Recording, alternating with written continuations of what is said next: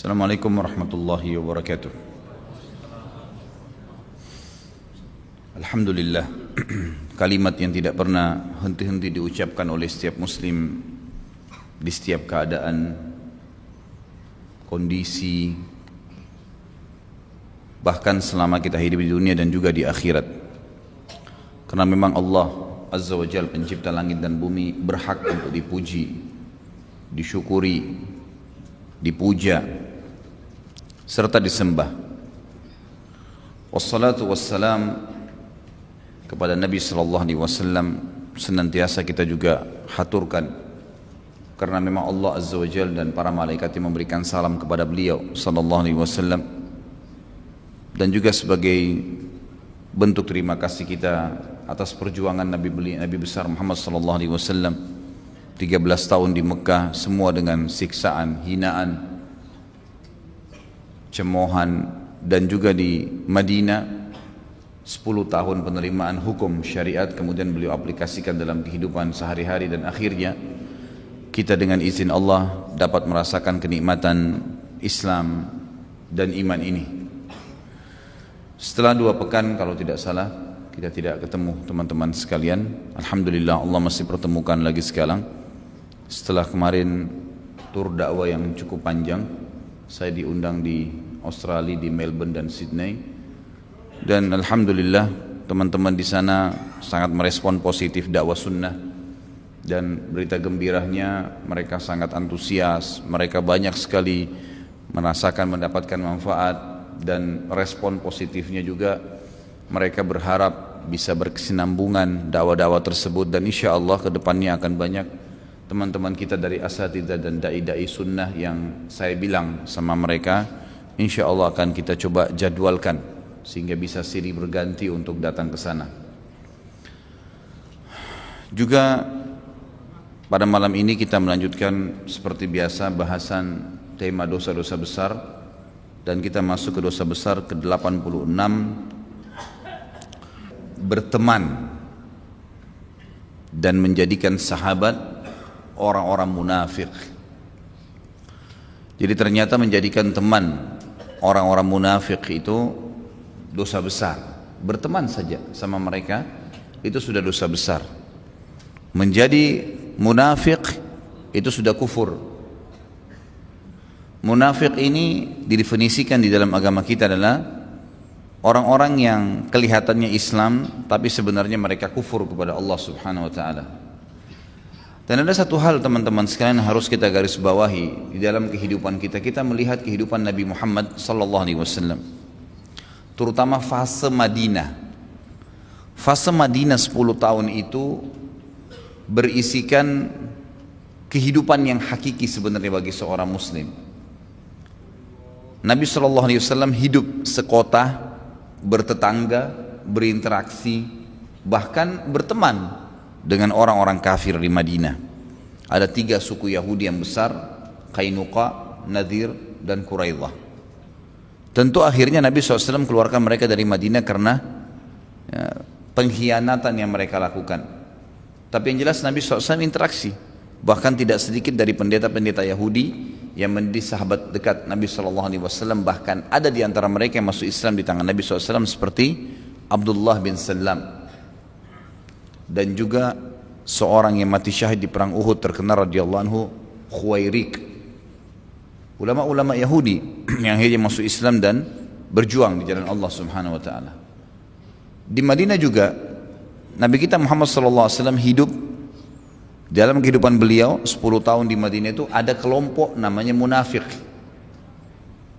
Dan kalau Anda tahu, pimpinan orang-orang munafik ini namanya Ubaidillah bin Abdullah bin Salul. Namanya dia dan nama ayahnya ini nama yang bagus dalam Islam. Ubaidillah itu nama diperkecil, namanya ismu tasghir dari Abdullah. Dan kita tahu hadis Nabi sallallahu alaihi wasallam, ahabbul asma ilallah Abdullah wa Abdurrahman. Nama yang paling Allah cintai di sisinya adalah Abdullah dan Abdurrahman. Pimpinan munafik ini yang Allah turunkan surah Al-Munafiqun kebanyakan kepada orang ini namanya Ubaidillah, nama ayahnya Abdullah, gitu kan. Tapi ternyata dia orang munafik, pimpinannya orang-orang munafik. Sampai pada saat dia meninggal dunia, Nabi SAW sholat, lalu turun ayat Al-Quran yang menegur Nabi SAW. Tidak boleh sholat bagi orang munafikin. Nanti akan kita jelaskan lebih jauh masalah ini. Yang ketiga, ada kelompok yang hidup dengan Nabi SAW, Muslim tapi bermaksiat. Seperti misalnya ada sahabat yang berzina dicambuk, ada sahabat yang berzina dirajam kalau sudah nikah, ada yang sempat berbohong maka dihukum cambuk 80 jerah, namanya haddul muftari. Ada yang sempat mabuk lalu dicambuk juga 80 jerah, gitu kan? Ada pelanggaran-pelanggaran terjadi, muslimin tapi bermaksiat di zaman Nabi SAW. Kelompok pertama orang-orang kafir, kelompok kedua orang-orang munafik, kelompok ketiga ahli maksiat. Bayangkan nih, berkumpul semua. Dan kelompok yang keempat orang-orang yang beriman, para sahabat yang beriman dan beramal soleh. Tetapi yang beriman dan beramal soleh ini mendominasi keadaan, sehingga tiga kelompok pertama ini tidak buat masalah, nggak bisa luasa menyebarkan kesesatan mereka, kesalahan mereka. Nah, banyak orang Islam tidak paham masalah ini. Mereka menganggap kalau Indonesia ini presidennya sudah seorang alim ulama, menterinya semua ulama, yayasan-yayasan kegiatan sosial Islam juga banyak, sekolah-sekolah Islam banyak, tetap saja akan ada orang kafir di antara kita. Harus tahu itu. Tetap juga akan ada orang-orang munafik, dan tetap akan ada ahli maksiat. Nggak mungkin di satu negara itu nggak ada tiga kelompok ini, susah. Tetapi kelompok yang keempat orang-orang beriman, mereka yang mendominasi, mereka yang lebih banyak, mereka yang menerapkan hukum Allah Subhanahu Wa Taala. Karena itu sudah sunnatullah, memang begitu. Ini asas yang harus kita tahu, karena ini terjadi pada junjungan kita, kiai kita, guru kita, suri tauladan kita, nabi dan rasul Allah Subhanahu Wa Taala, dan nabi dan rasul kita serta kekasih kita semua Muhammad sallallahu alaihi wasallam. Jadi kita harus fahamin masalah ini. Makanya di Saudi menerapkan hukum Islam masih ada orang yang melanggar. Pernah ada yang sempat tanya sama saya, Ustadz, kenapa Saudi katanya terapin hukum Islam, ada Mekah dan Madinah, tapi masih ada orang yang bermaksiat tuh? Masih ada orang yang mencuri dipotong tangannya, masih ada yang berzina dicambuk, masih ada yang membunuh dipenggal lehernya. Jawaban saya apa? Jelas tadi. Nah, di zaman Nabi SAW saja, jangankan Raja Saudi sekarang, Nabi pada saat itu turun wahyu kepada beliau, ada kelompok-kelompok ini. Apalagi kita sekarang, tetap akan ada. Sampai hari kiamat itu tidak bakal bisa, sulit ini dibedakan, sulit tidak ditemukan tiga kelompok nih. Tapi di antara tiga kelompok ini ulama mengatakan subhanallah, yang paling berbahaya bagi muslimin adalah kelompok yang kedua, orang-orang munafik. Kenapa? Karena orang kafir jelas kekafirannya. Seorang Nasrani, Yahudi, ya, orang Hindu, Buddha, kita tahu kafir. Dia tahu orang Islam anggap mereka kafir. Gak ada masalah, jelas. Dia pakai kalung salibnya, dia pergi ke gerejanya, kita tahu orang kafir. Iya kan? Jelas. Gak ada masalah buat kita. Tinggal didakwain, diluruskan, semoga Allah kasih hidayah. Kelompok yang ketiga, ahli maksiat. Ada orang Islam tapi buat dosa, ini juga bisa didakwain, didoain, insya Allah dapat hidayah, gitu kan? Teman-teman kita yang di sana mungkin macet, tidak mau mampir sholat maghrib, maksiat, semoga Allah berikan hidayah. Salah itu. Kalau mereka tahu bebannya hari kiamat, hukumannya, mereka tidak akan lakukan itu. Lebih baik mereka masuk ke masjid, wudu, segarin diri, ya, selamatkan diri dari kemacetan, dari sumpah ibadah kepada Allah Azza wa Jalla, ikat diri maghrib isya, pahalanya seperti ribat, berjihad di jalan Allah Subhanahu Wa Taala, tambah lagi nuntut ilmu, sudah sebentar juga pulang. Subhanallah, banyak yang pulang akhirnya dengan membawa ilmu, membawa iman, macetnya sudah kurang, pulang ke rumah juga Allah berkahi, istrinya jadi tenang, sambut dia, mungkin anak-anaknya juga jadi tenang, mungkin ada masalah banyak yang diangkat oleh Allah Subhanahu Wa Taala dengan seperti itu. Jadi ahli maksiat jelas. Tapi orang munafik ini masalah, karena tidak jelas. Muslim bukannya. Makanya jangan heran, dan saya heran, yang membuat saya heran pribadi ya, yang saya katakan tadi kepada antum, jangan heran kalau di Indonesia ini ya, Orang banyak nggak ngerti. Saya heran dengan mereka juga, kenapa mereka tidak mengerti kalau ada orang munafik banyak. Ciri utamanya itu adalah namanya nama Islam, tapi bencinya sama Islam luar biasa. Itu orang munafik. Lihat orang berjenggot, disorotin, di ini, di itu, diributin sama dia. Lihat orang menerapkan hukum Islam atau dikatakan terapin hukum Islam, gak usah terapin hukum Islam. Subhanallah, hukum Allah dikatakan gak usah diterapin. Orang yang takut hukumnya Allah diterapin tuh pencuri dipotong tangannya, orang bezina dicambuk, dia pelaku. Kalau dia bukan pelaku dia nggak bakal takut. Kalau kita bukan pencuri, kenapa harus takut ada potong tangan? Kan gitu. Kalau kita bukan pezina, kenapa harus takut untuk dicambuk atau rajam? Itu memang bagi orang yang melanggar. Kalau orang yang sehat-sehat saja pikirannya, hatinya, dia tidak akan lakukan, maka tidak ada yang perlu ditakuti. Justru bagus hukum berlaku, gitu kan? Dan orang munafik ini luar biasa. Orang-orang munafik ini karena dalam hubungan dengan Allah saja dia bisa nifaq, dia bisa pura-pura, apalagi dengan manusia. Lebih biasa sudah. Kalau sama Tuhan saja dia berani menyembunyikan keyakinannya, dia sebenarnya kafir tapi dia katakan dia beriman. Berarti bagaimana dengan manusia? Orang seperti ini dia akan munafik dalam segala keadaan. Imannya kepada Allah, kepada istrinya, kepada suaminya, kepada anaknya, kepada temannya, akan munafik terus. Ini bahaya sekali ini. Berteman sama mereka secara duniawi kita pasti rugi, apalagi ukhrawi. Luar biasa ini. Mereka akan terbiasa dengan ciri-ciri yang fatal sekali. Sudah cukup itu mereka menyembunyikan kekufurannya. Ini berbahaya.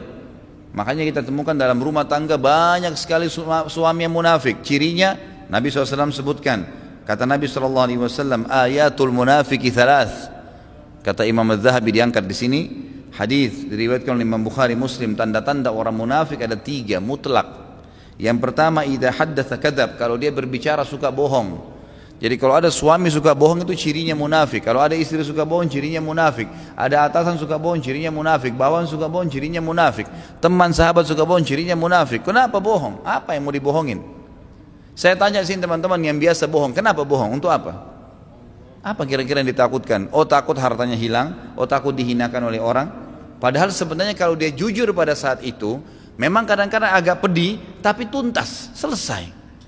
Enggak bermalam tuh masalah. Ada orang enggak, dia pikir dia selamat dengan dia bohong pada saat itu, tapi sebenarnya dia sedang memelihara masalah sampai bertahun-tahun. Dan makin lama makin banyak dosa. Karena setiap orang tanya bohong lagi, setiap orang tanya bohong lagi. Bohong itu mendatangkan teman-teman yang lain. Dan ini berbahaya. Ingat selalu pegangan hidup, kata Nabi SAW, lazimilah kejujuran walaupun depan mata kalian kehancuran, kan gitu. Dan jauhilah, ya, lazimilah kejujuran walaupun depan mata kalian kehancuran, dan jauhilah kebohongan walaupun depan mata kalian keberhasilan. Jadi nggak boleh bohong. Orang mukmin nggak tahu tuh bohong. Salah, minta maaf, saya tidak akan ulangi. Selesai pada saat itu. Memang pedih, memang susah, berat, tapi nggak apa-apa. Kata Nabi SAW, kulil haq walau kana mur, ucapkan kebenaran walaupun pahit, nggak apa-apa. Dengan cara santun, dengan cara baik. Kamu tadi lakukan begini, oh iya minta maaf, memang saya salah, tolong dituntun. Udah selesai pada saat itu, nggak akan ada masalah. Ciri orang munafik yang pertama suka bohong. Orang mukmin nggak bakal bohong, nggak usah bohong. Kalau sudah berlalu sudah tutup semua. Orang beriman itu punya konsep hidup apa? Yang sudah berlalu, sudah selesai. Kalau salah, istighfar kepada Allah, jangan ulangi lagi. Kalau baik, bersyukur kepada Allah. Hari ini milik dia, isi semua dengan kejujuran, kebaikan, ibadah, amal saleh. Besok itu cuma program, tidak bisa dipastikan. Hari ini lakukan kebaikan-kebaikan. Yang lalu minta maaf kepada Allah, yang kedepannya minta kepada Allah SWT agar dimudahkan bisa mengisi dengan kebaikan. Yang kedua kata Nabi SAW, wa idza wa'ada akhlaf, kalau dia berjanji suka bohong, suka mungkirin janjinya. Itu ciri orang munafik, gitu kan? Berapa banyak subhanallah orang mau jadi kandidat ini, kandidat itu, janjinya 1000. Mana janjinya semua? Tetap aja itu Jakarta macet. Tetap aja itu masalah banyak. Tetap aja begini dan tetap aja begitu. Mana janji-janji nih? Gak ada sama sekali. Subhanallah, mana mereka dari orang-orang soleh, dari sahabat, dari tabi'in yang memang benar-benar imannya tulus kepada Allah Subhanahu Wa Taala. Nggak ada, tahu tanggung jawab. Umar bin Khattab sudah sering saya ulangi, tidak pernah letakkan kepalanya di ranjang dibantal kecuali sudah keliling Madinah cari tahu tidak ada lagi yang punya masalah baru tidur. Kalau enggak dipecahin, walaupun dia tidak tidur semalam suntuk. Karena takutnya ada hisab hari kiamat. Janji itu ikrar. Suami ikrar pada saat akad nikah akan berbuat baik dengan istrinya, melindungi, mendidik. Jalanin enggak? Itu wa'ad juga, janji itu. Istri berjanji baik, mau jadi istri yang baik, menjalani ikrar baik, tapi enggak. Mana? Gitu kan? Ini hati-hati, enggak boleh sifat munafik. Artinya sudah terbuka pintu itu. Jadi kalau munafik itu seperti sebuah rumah, kita sudah mulai naikin tangganya itu kalau bohong. Tambah lagi pungkirin janji, naik lagi tangga itu. Nanti bisa masuk ke rumah munafik ini itu, naudzubillah, bahaya ini. Dan Allah Subhanahu wa taala mengatakan dalam Al-Qur'an kekal sampai hari kiamat, a'udzubillahi minasyaitonirrajim, innal munafiqina fid darkil asfali minan nar. Orang-orang munafik itu ada di dasarnya api neraka.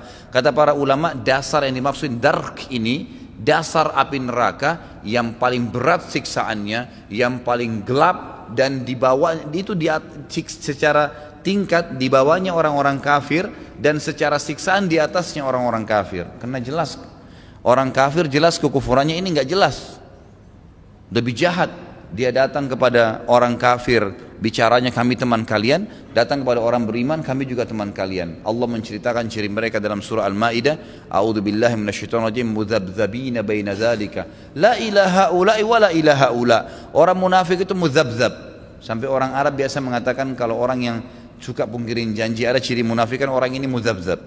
Allah mengatakan mudzabdzabina baina dzalika, pelimplang, pindah-pindah, semuanya oke. Sana jilat, semuanya iya.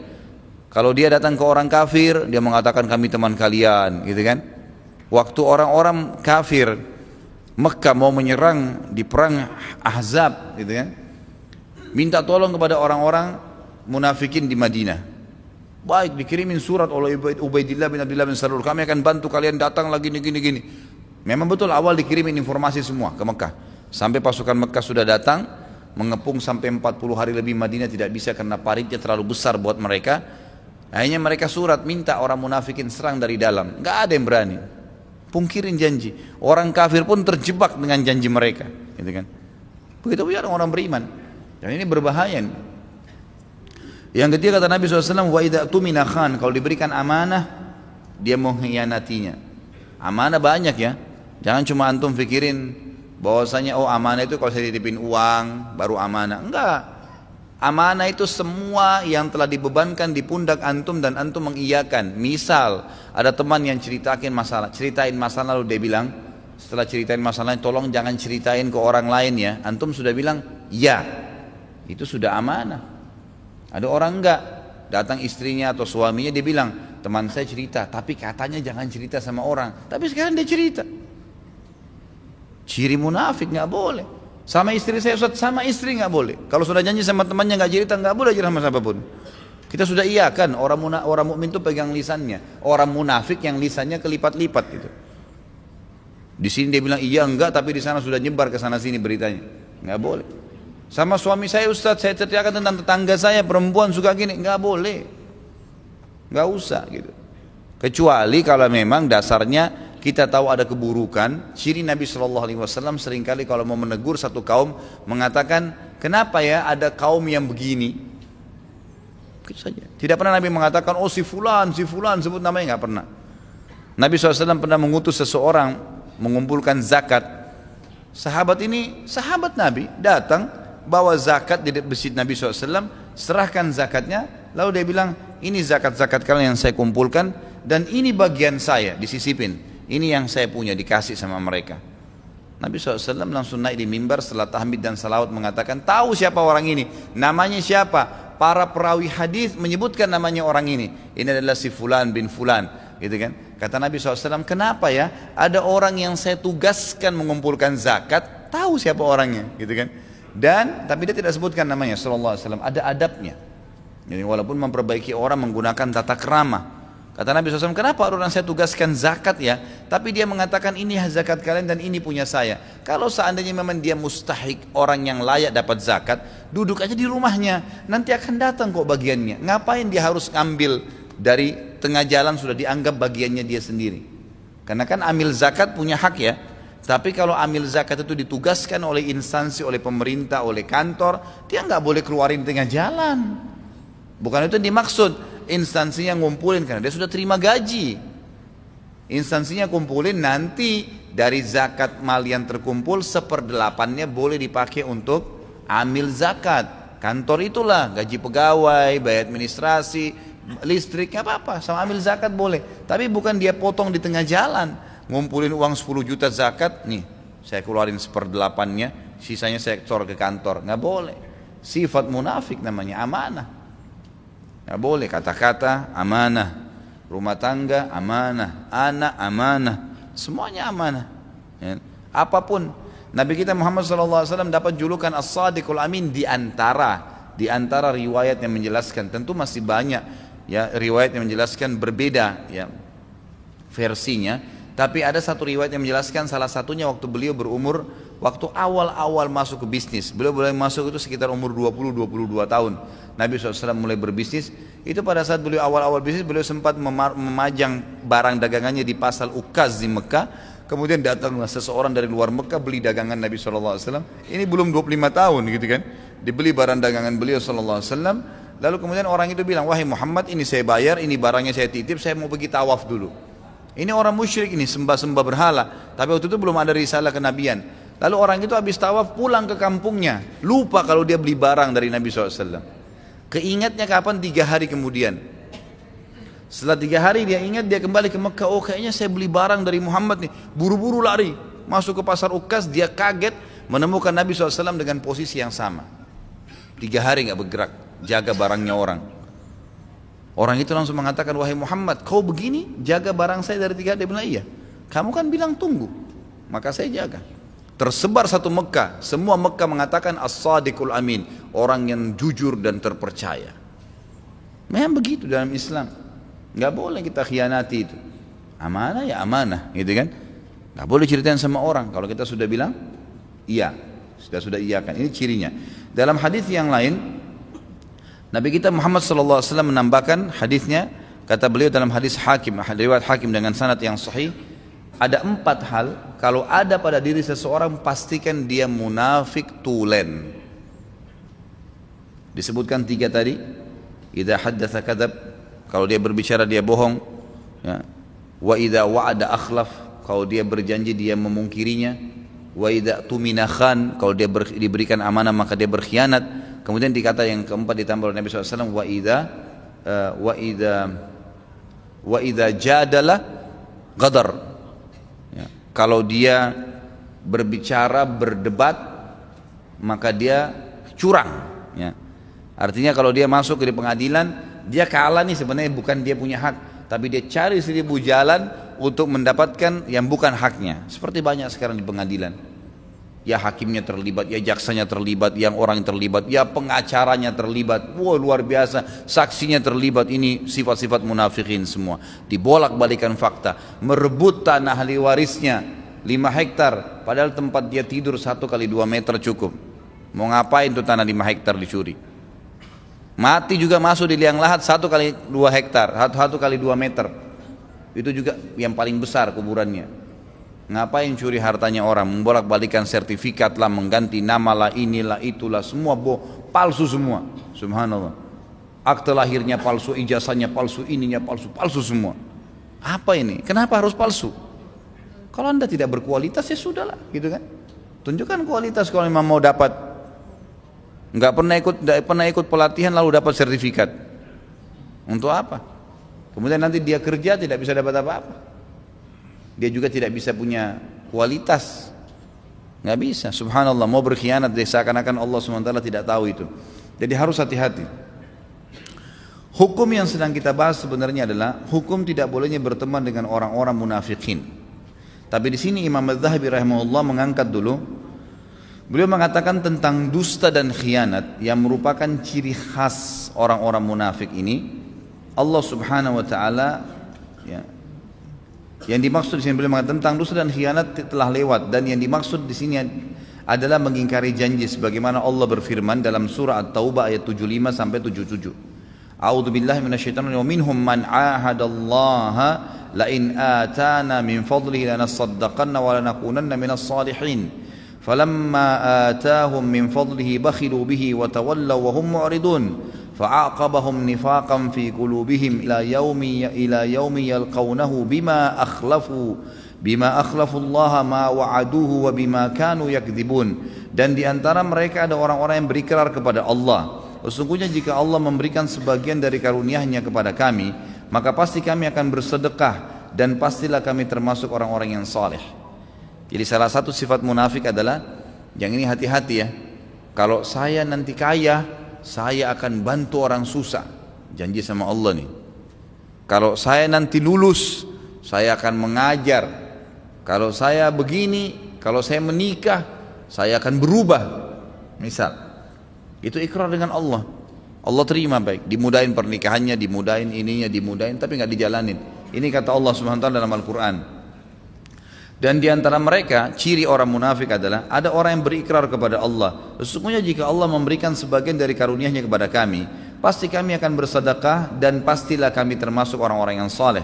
Maka setelah Allah memberikan kepada mereka sebagian dari karunia-Nya, belum dikasih semua, Allah seringkali kata ulama menyicil pemberiannya, nggak spontan dikasih semua, sengaja. Allah lihat, nih mampu nggak dia jalanin amanah ini. Sekali titipin zakat mal 1 juta, jalanin nggak? Jalanin, nanti ada titipan 5 juta tuh. Jalanin, nanti 10 juta orang titip. Jalanin, nanti 100 juta. Kalau masih baru 1 juta sudah khianat. Dipakai beli KFC, dipakai beli ini, dipakai beli pulpen, pakai beli pulsa, udah khianat. Ini nggak bisa, gitu kan? Nggak bakal dikasih sama Allah Subhanahu wa taala. Kata Allah, maka setelah Allah memberikan kepada mereka sebagian dari karunia, mereka kikir dengan karunia itu dan berpaling, dan mereka memanglah orang-orang yang selalu membelakangi kebenaran. Maka Allah menimbulkan kemunafikan pada hati mereka sampai kepada waktu mereka menemui Allah, disebabkan mereka telah memungkiri terhadap Allah atas sesuatu yang telah mereka ikrarkan kepadanya, dan juga karena mereka selalu berdusta. Kata ulama, ini ikrar antara dia dengan dirinya ya. Itu berarti dia ikrar dengan Allah Subhanahu wa taala. Kayak tadi, kalau saya menikah, kalau saya lulus, kalau saya kaya, kalau saya ada orang sedekah, oh enak ya kalau saya punya uang, saya juga mau sedekah seperti dia. Nanti Allah kasih tuh. Memang tidak banyak, dicoba dulu, dites. Kasih ada uang, mau enggak bersedekah gitu. Nah, ternyata dia tidak sedekah. Maka Allah SWT tahan tuh. Nanti insya Allah biidznillah, kalau ikhwah dan akhwat sudah tahu, kalau yang belum tahu, hari Sabtu kita ada bahasan tentang tablik akbar, masalah lanjutan ya, meraih surga dengan harta bersama Utsman bin Affan. Itu luar biasa, subhanallah. Saya temukan infak-infaknya sahabat itu sesuatu yang tidak masuk di akal, subhanallah. Saya coba hitung dengan uang kita sekarang, tidak pernah ada sahabat yang datang membawa kepada Nabi SAW infaknya itu, kalau yang punya uang ya, bukan yang miskin, yang punya uang nggak pernah di bawah 1 miliar rupiah, nggak pernah. Itu selalu di atas itu. Nanti akan lebih banyak kita lihat contoh-contoh, terutama masalah Utsman bin Affan yang tidak masuk di akal. Subhanallah, masalah infaknya mereka di jalan Allah Subhanahu wa taala dengan kejujuran dan keyakinannya itu luar biasa. Nggak masuk di akal gitu, nggak masuk di akal. Waktu Nabi SAW menyuruh untuk berinfak waktu perang Tabuk, datang sahabat membawa 90 wasak kurma. 90 wasak kurma itu sama dengan 54.000 kilo. Kalau dikali 30.000 rupiah saja harga kurma, saya hitung-hitung itu subhanallah tidak kurang dari 1,2 M rupiah. Kurma yang diinfakkan untuk berjihad di jalan Allah Subhanahu wa taala.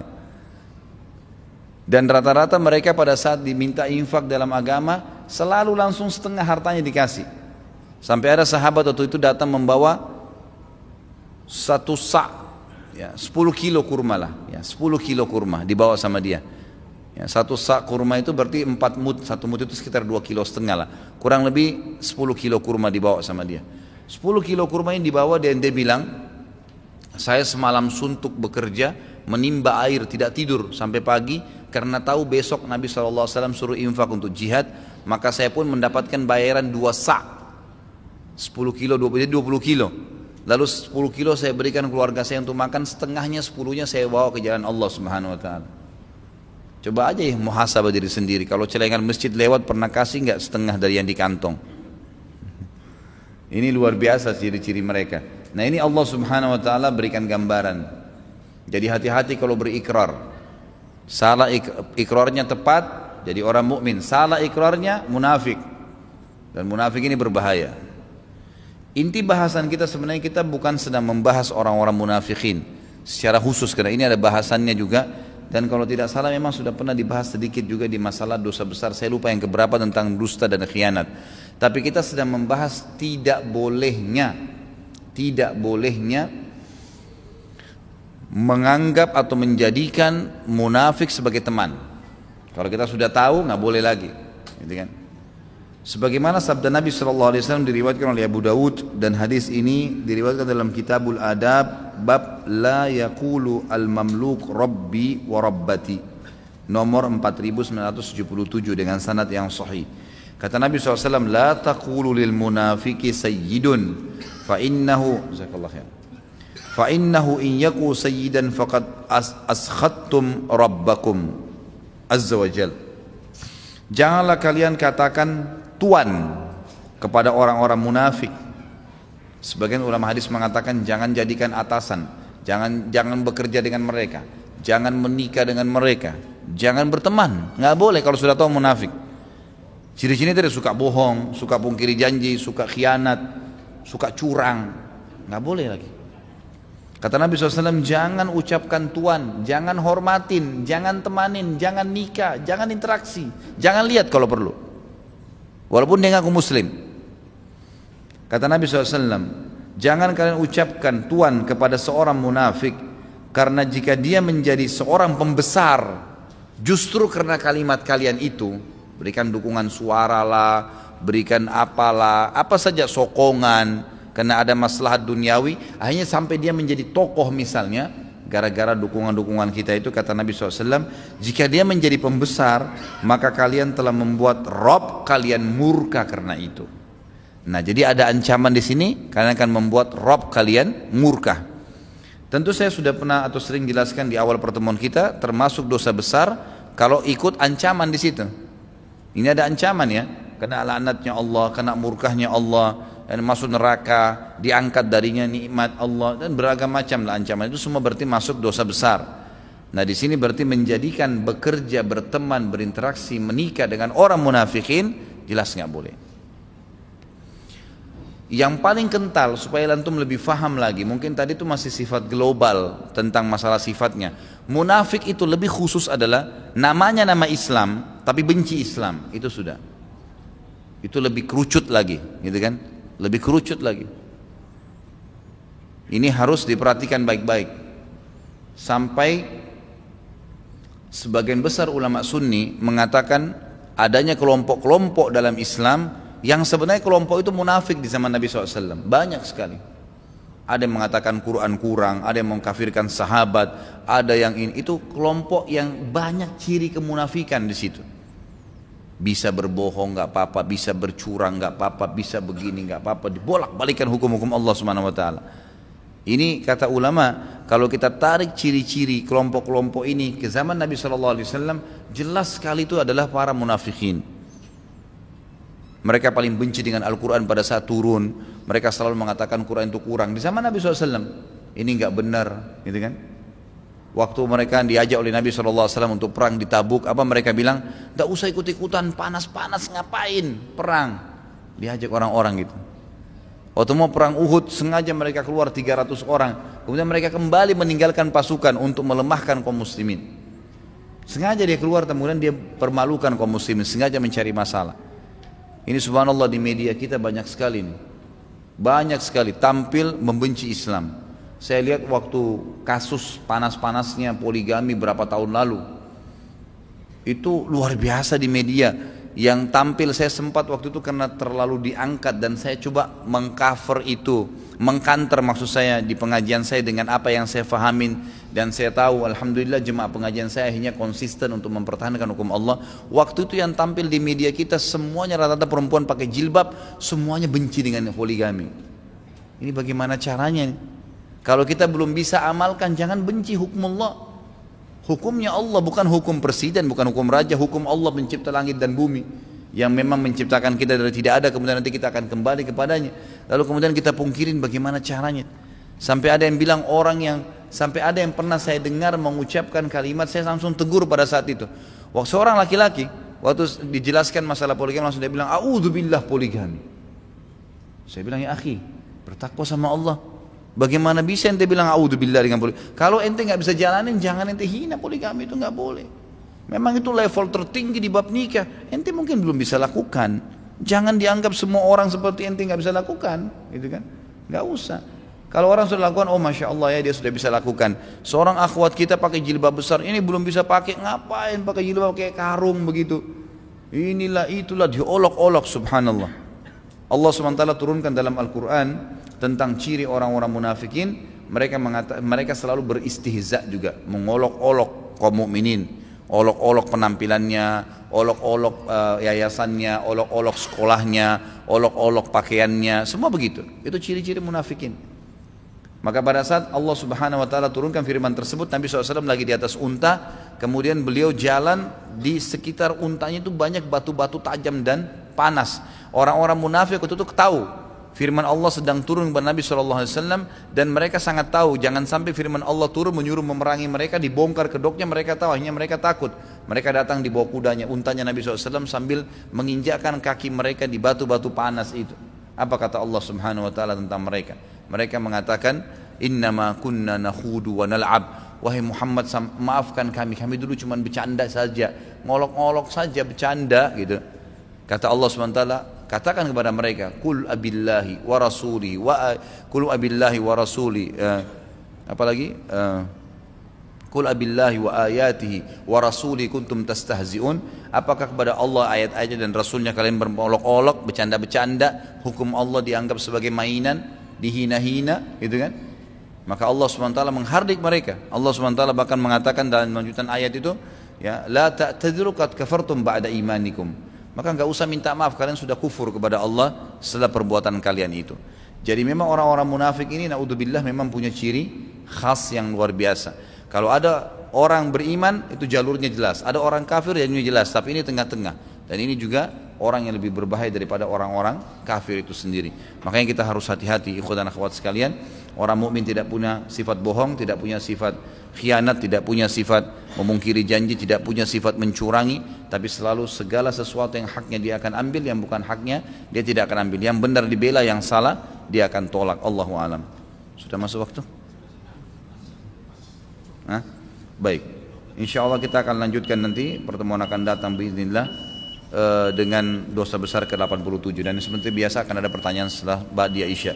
Subhanakallahumma bihamdika asyhadu an la ilaha illa anta astaghfiruka wa atubu ilaik. Assalamualaikum warahmatullahi wabarakatuh. Assalamualaikum warahmatullahi wabarakatuh. Alhamdulillah, wassalatu wassalamu ala Rasulillah. Segala puji bagi Allah Subhanahu wa taala, juga salawat dan taslim besar Muhammad sallallahu alaihi wasallam. Pertanyaan pertama, Pak Ustaz, apa ini? Tajwid itu digunakan di Al-Quran saja atau di hadis juga? Yang kedua, Pak Ustaz, apa hukumnya investasi saham dan bekerja di bank konvensional? Tentu tajwid itu digunakan, kalau secara hukum itu digunakan di Al-Quran saja. Digunakan di Al-Quran saja secara hukum, ya, hukum bacaan. Sebab kalau di dalam hadis maka tidak diperlukan, atau bahasa Arab umumnya, termasuk komunikasi, gitu kan. Jadi kalau kita sedang komunikasi, nggak ada guna, nggak ada bila guna, nggak ada ikhfa, memang sudah begitu umumnya, ya. Jadi lebih banyak digunakan di dalam Al-Quran. Kalau hukum investasi saham, tergantung. Kalau investasi saham semua terbuka insya Allah. Dalam Islam halal jual beli, ya, sebagaimana Allah berfirman, a'udzubillahi minasyaitonirrajim, wa ahallallahu al-bai'a wa harrama riba. Allah halalkan transaksi jual beli, Allah haramkan riba. Transaksi boleh saja, membeli saham sebuah perusahaan, ya, sebuah tempat usaha, itu boleh-boleh saja, tidak ada masalah semua, ya. Setahu saya Allah alam boleh, tapi ada beberapa syarat. Yang pertama, perusahaannya itu perusahaan yang jelas sistemnya, tidak ada sistem haram di situ secara agama. Perusahaannya jelas. Kalau masalah perusahaan itu non muslim itu masih boleh-boleh saja, nggak ada masalah, tergantung. Kalau dia menggunakan sistem yang tidak melanggar syariat, maka tidak ada masalah. Yang kedua, produk yang dijual juga tidak melanggar syariat. Produknya harus produk-produk yang halal. Apapun yang dijual sama dia harus sesuai dengan sistem Islam dan juga produknya produk yang halal. Maka itu insya Allah tidak ada masalah beli saham seperti itu. Kalau hukum kerja di bank konvensional ini sudah sering ditanya. Kira-kira menurut antum ini, menurut anda yang hadir sini atau teman-teman yang masih kerja di bank konvensional, anda maunya saya jawab apa? Kira-kira saya jawab boleh, itu berarti saya mempertaruhkan leher saya ini di hari kiamat di mahkamah Allah, masuk neraka nanti. Nggak boleh riba, haram, gitu kan? Jadi kadang-kadang subhanallah, ini mudah-mudahan penanya niatnya untuk mengetahui hukum ya.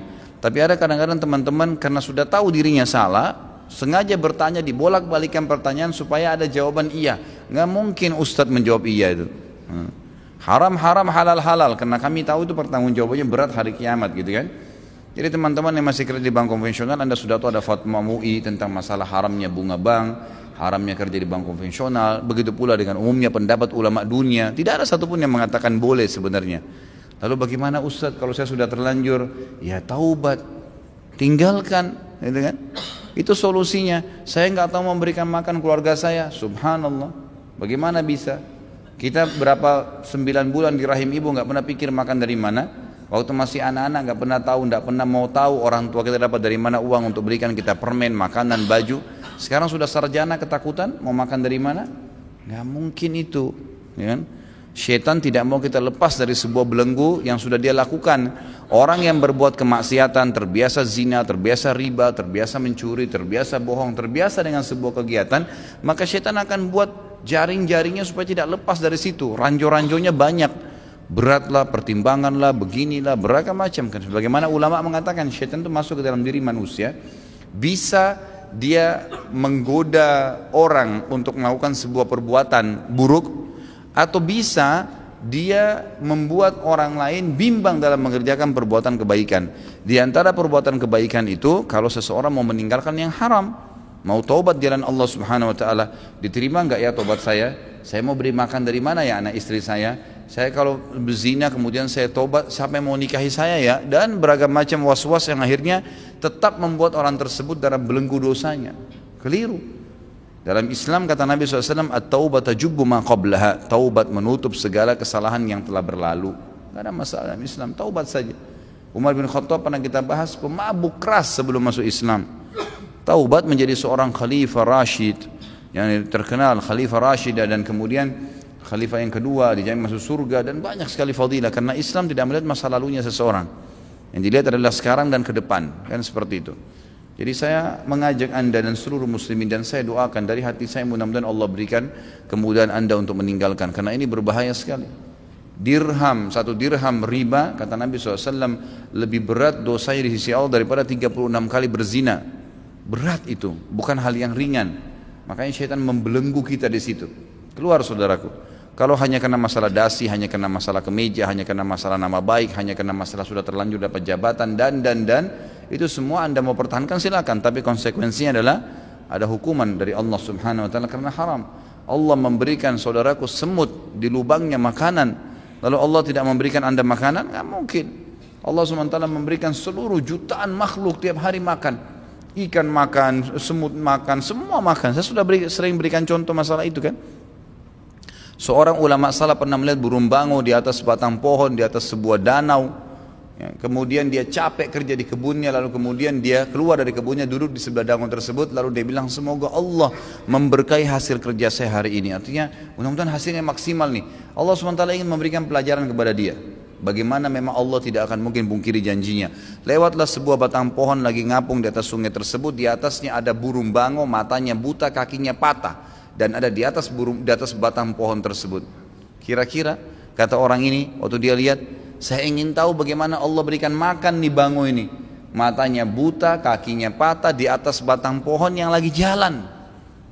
Jelas-jelas secara akal manusia sulit, dia kalau turun dia nggak tahu, mungkin bisa tenggelam karena bango, walaupun ya bisa berenang atau di pinggir-pinggir danau dia tidak bisa sampai ke dalam, umumnya begitu.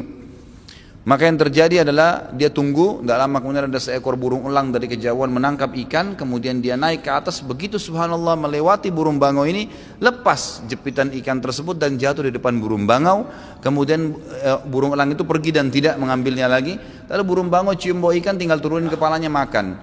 Bangau yang buta patah kakinya dimakankan oleh Allah. Bagaimana dengan anda? Nah, ini subhanallah banyak sekali.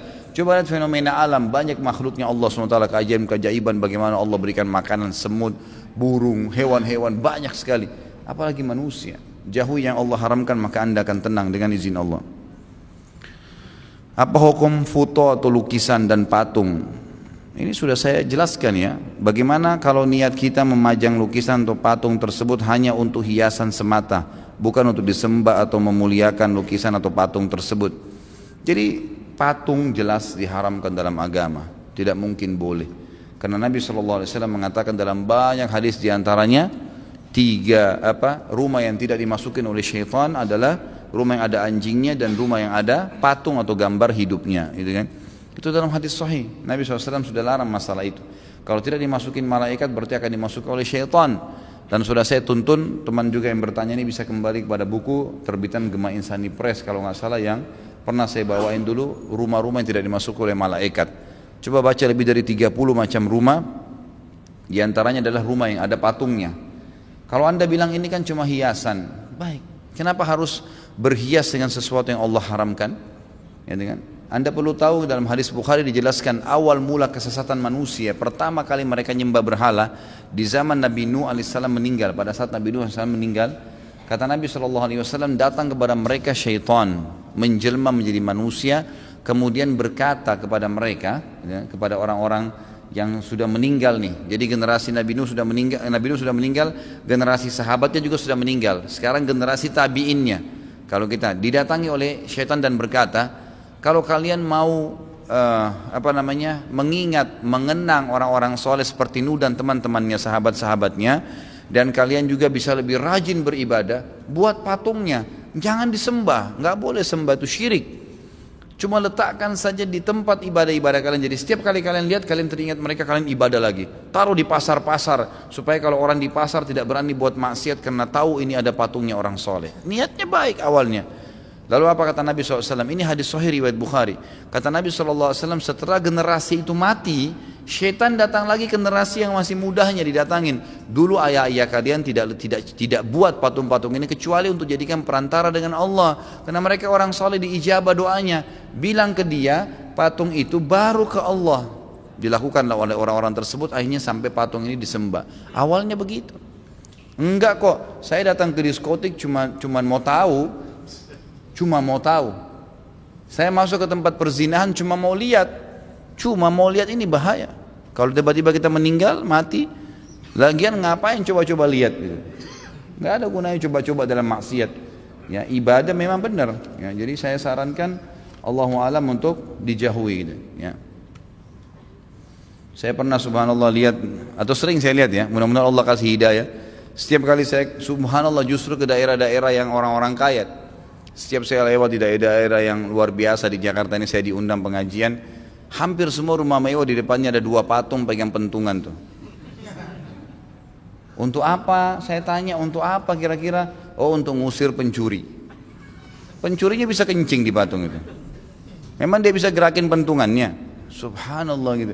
Saya nggak tahu kenapa ya orang-orang ini bisa dikelabui oleh syaitan sampai sebegitu jauhnya gitu. Mungkin orang dikelabui syaitan dengan hal-hal tertentu, tapi kalau sampai pada hal-hal yang sangat kecil, patung disembah itu luar biasa gitu. Batu dijadikan jimat, ditaruh, ini bisa berikan kamu ini, berikan itu, dipercaya ditaruh. Gigi buaya lah, apalah, macam-macam yang tidak masuk di akal. Gak ada guna-gunanya. Orang beriman kepada Allah Azza wa Jalla langsung minta kepada Allah. Allah pencipta langit dan bumi, mampu mengerjakan apapun. Apakah orang Islam yang tidak mengerjakan sholat termasuk orang munafik?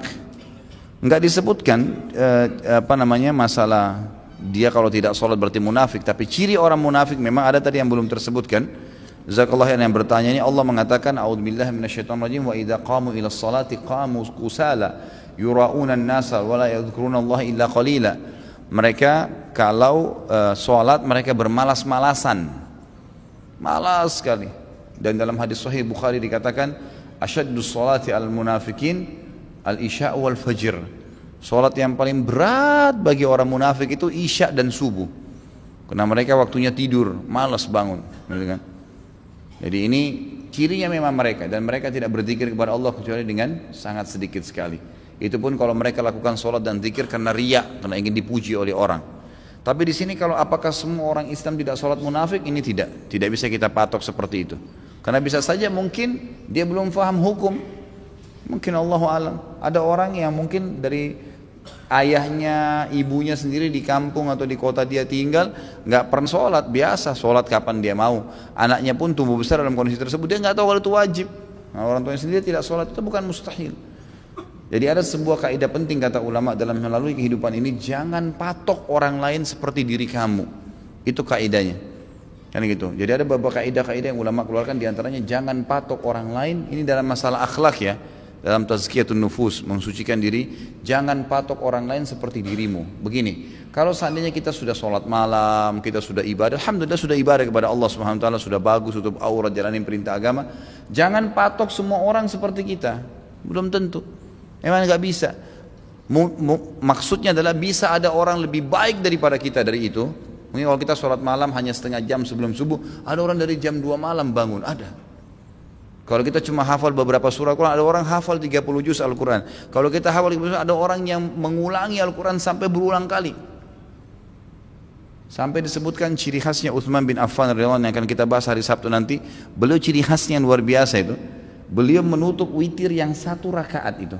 1 rakaat, saya nggak tahu nih bagaimana sholat malamnya beliau ya, karena belum temukan riwayatnya. Tapi disebutkan dalam riwayat beliau kalau sholat witir itu baca 30 juz di rakaat terakhirnya. Jadi kita biasa baca qul huwallahu ahad, itu pun masya Allah cepatnya luar biasa gitu kan. Ini 30 juz di sholat witir yang 1 rakaat. Itu bagaimana Allahu a'lam, itu berkah Allah kasih gitu. Tapi tiap malam 30 juz khatam, tiap malam. Bagaimana itu? Kita mau bandingkan ibadah kita dengan mereka ini bagaimana gitu. Luar biasa jauhnya antara langit dan bumi. Jadi jangan patok diri kita seperti orang lain, seperti kita belum tentu. Ada juga memang orang yang tidak seperti kita. Mungkin kita masih lebih baik dari dia, tapi belum tentu kita lebih baik dari dia. Ya kan gitu. Mungkin memang dia subhanallah kurang di sholat malam, tapi dia lebih baik di sedekah mungkin. Mungkin dia sholat malamnya kapan dia bisa, tapi kalau sedekah masya Allah 100 ribu, 1 juta, 100 juta mungkin. Sementara anda masih 1000 terus gitu kan. Beda, tidak boleh dipatok orang lain itu sesuai dengan kita. Sama dengan orang bermaksiat.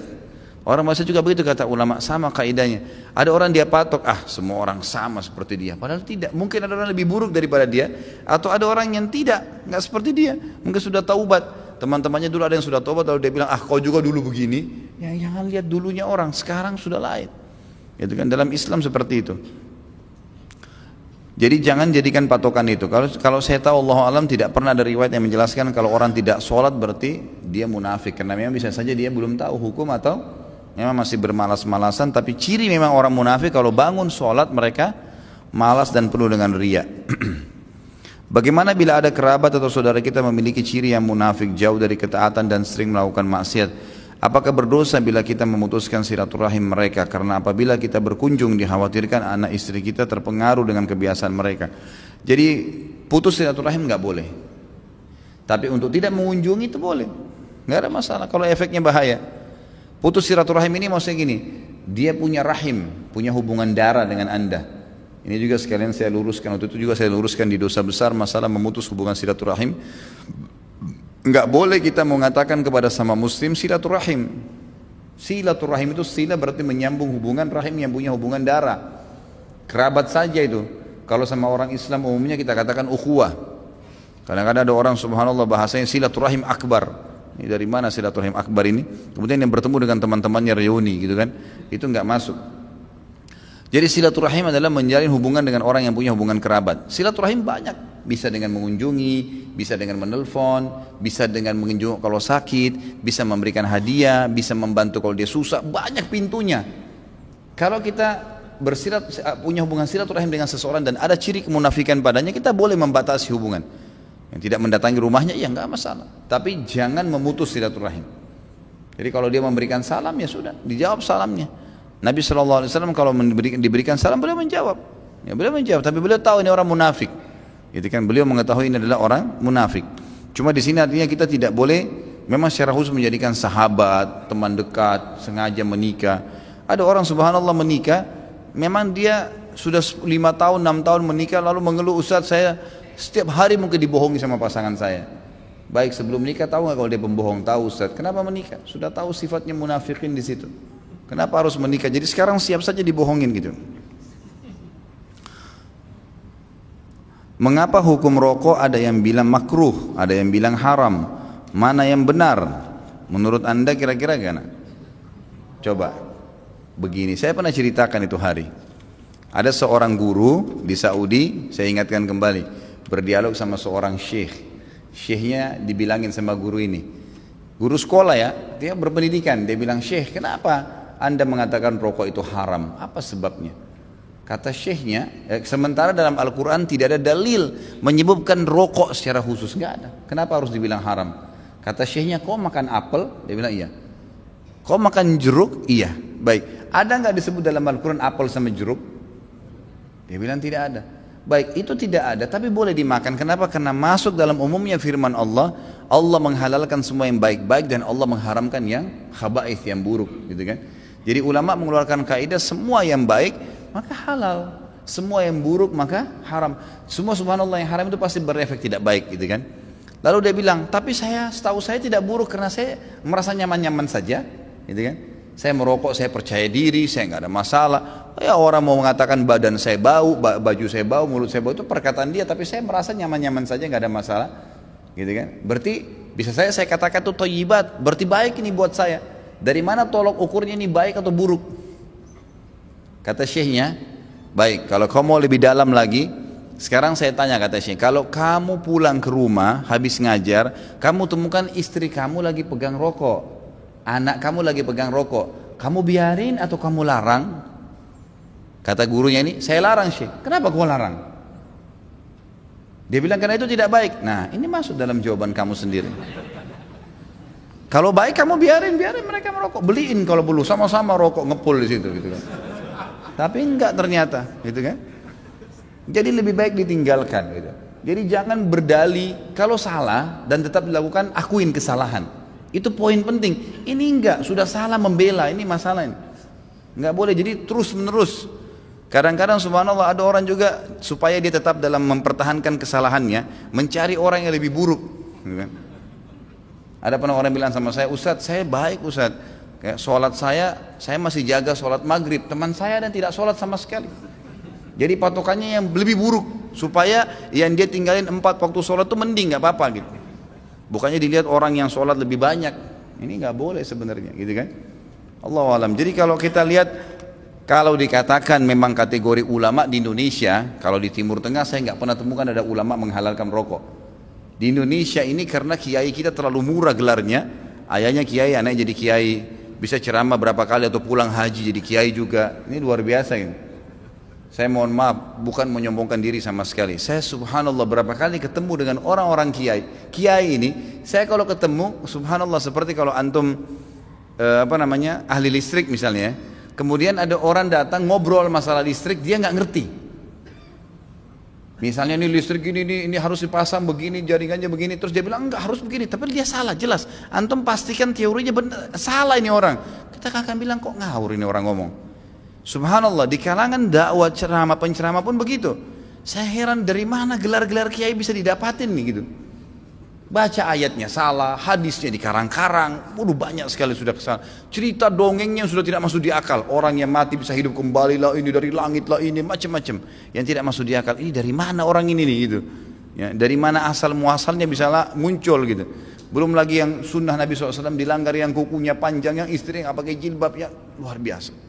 Makanya kata ulama, kalau kau mau melihat seorang alim, kau akan temukan kealiman itu pada diri dan keluarganya. Emang ada ciri di situ, istrinya, anaknya, memang ada ciri kealiman di situ. Ada ilm, alim kan itu masih dari ilm ya. Ada pengetahuan agama pada diri mereka. Kalau enggak gitu. Ada teman saya, subhanallah, bawa undangan pernikahan tamatan Mesir waktu itu di kota Makassar. Perkawinan saya nggak hadir, nggak sempat hadir gitu. Kemudian dia datang setelah itu berkunjung ke rumah saya, gitu kan. Datang ada satu perempuan bersama dia rok pendek. Lalu kemudian ini tamatan Mesir dan LC gitu. Jadi akhirnya saya ngobrol-ngobrol sama dia, ahlan akhi, baik gini-gini. Saya tahunya selama ini orang yang memang teman-teman ini semoga Allah berikan hidayah, malas sekali terjun di dakwah gitu. Jadi mereka pulang, mereka sibuk dengan bisnis tapi dakwah dilupain. Akhirnya tidak terbentuklah pribadi untuk berdakwah, intinya begitu. Terus saya bilang, mana Harim antum? Harim itu istri ya. Oh ini dia dengan malu nunjuk ini di sebelah gitu. Istri antum ini, masya Allah. Semoga Allah kasih hidayah ya. Jadi bisa, kenapa nggak nikah dengan wanita yang berjilbab banyak, kesian ngantri, gitu kan? Ngapain harus ngambil orang yang tidak? Ya susah, jadi PR lagi ya. Tapi Allahu a'lam, ya masing-masing orang punya cara ya. Jadi kalau kita temukan teman-teman kita yang bergelar kiai ini yang memakruhkan rokok karena dia masih merokok, gitu kan? Emang begitu. Ya semoga Allah kasih dia. Ustaz, saya mau nanya, jika kita menolong orang kemudian orang tersebut bertanya kepada kita, apakah kamu yang menolong? Lalu kita jawab tidak, dengan maksud menyembunyikan kebaikan. Apakah perbuatan tersebut bisa dikatakan bohong? Bohong, nggak boleh. Iya, dan kontrol diri untuk tidak riya, hanya itu. Antum pulang dari masjid, seorang tanya, dari mana Pak? Jelas keluar dari pintu masjid. Oh dari masjid sholat. Masa kita mau bilang enggak, saya dari pasar, kan enggak mungkin. Ya udah bilang apa adanya gitu kan. Yang penting kita kontrol tidak riya. Karena riya itu ikhwah dan akhwat sekalian, semua ibadah kita pasti dilintaskan oleh syaitan dengan riya. Tinggal kita kontrol atau tidak. Kan gitu. Lebih baik mana? Memilih bos yang muslim tapi kita tahu dia suka berbohong, atau mempunyai bos yang non muslim tapi orangnya baik dan bersifat jujur. Kebetulan apa ini? Saya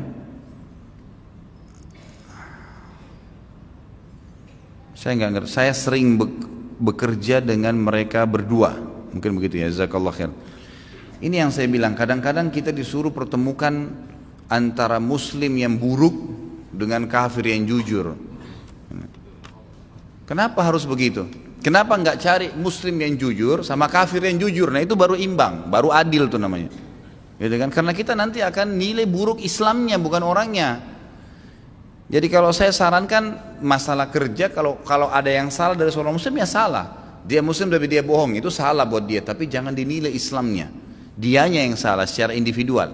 Saya pernah berbicara ringan dengan seorang Nasrani Katolik di pesawat.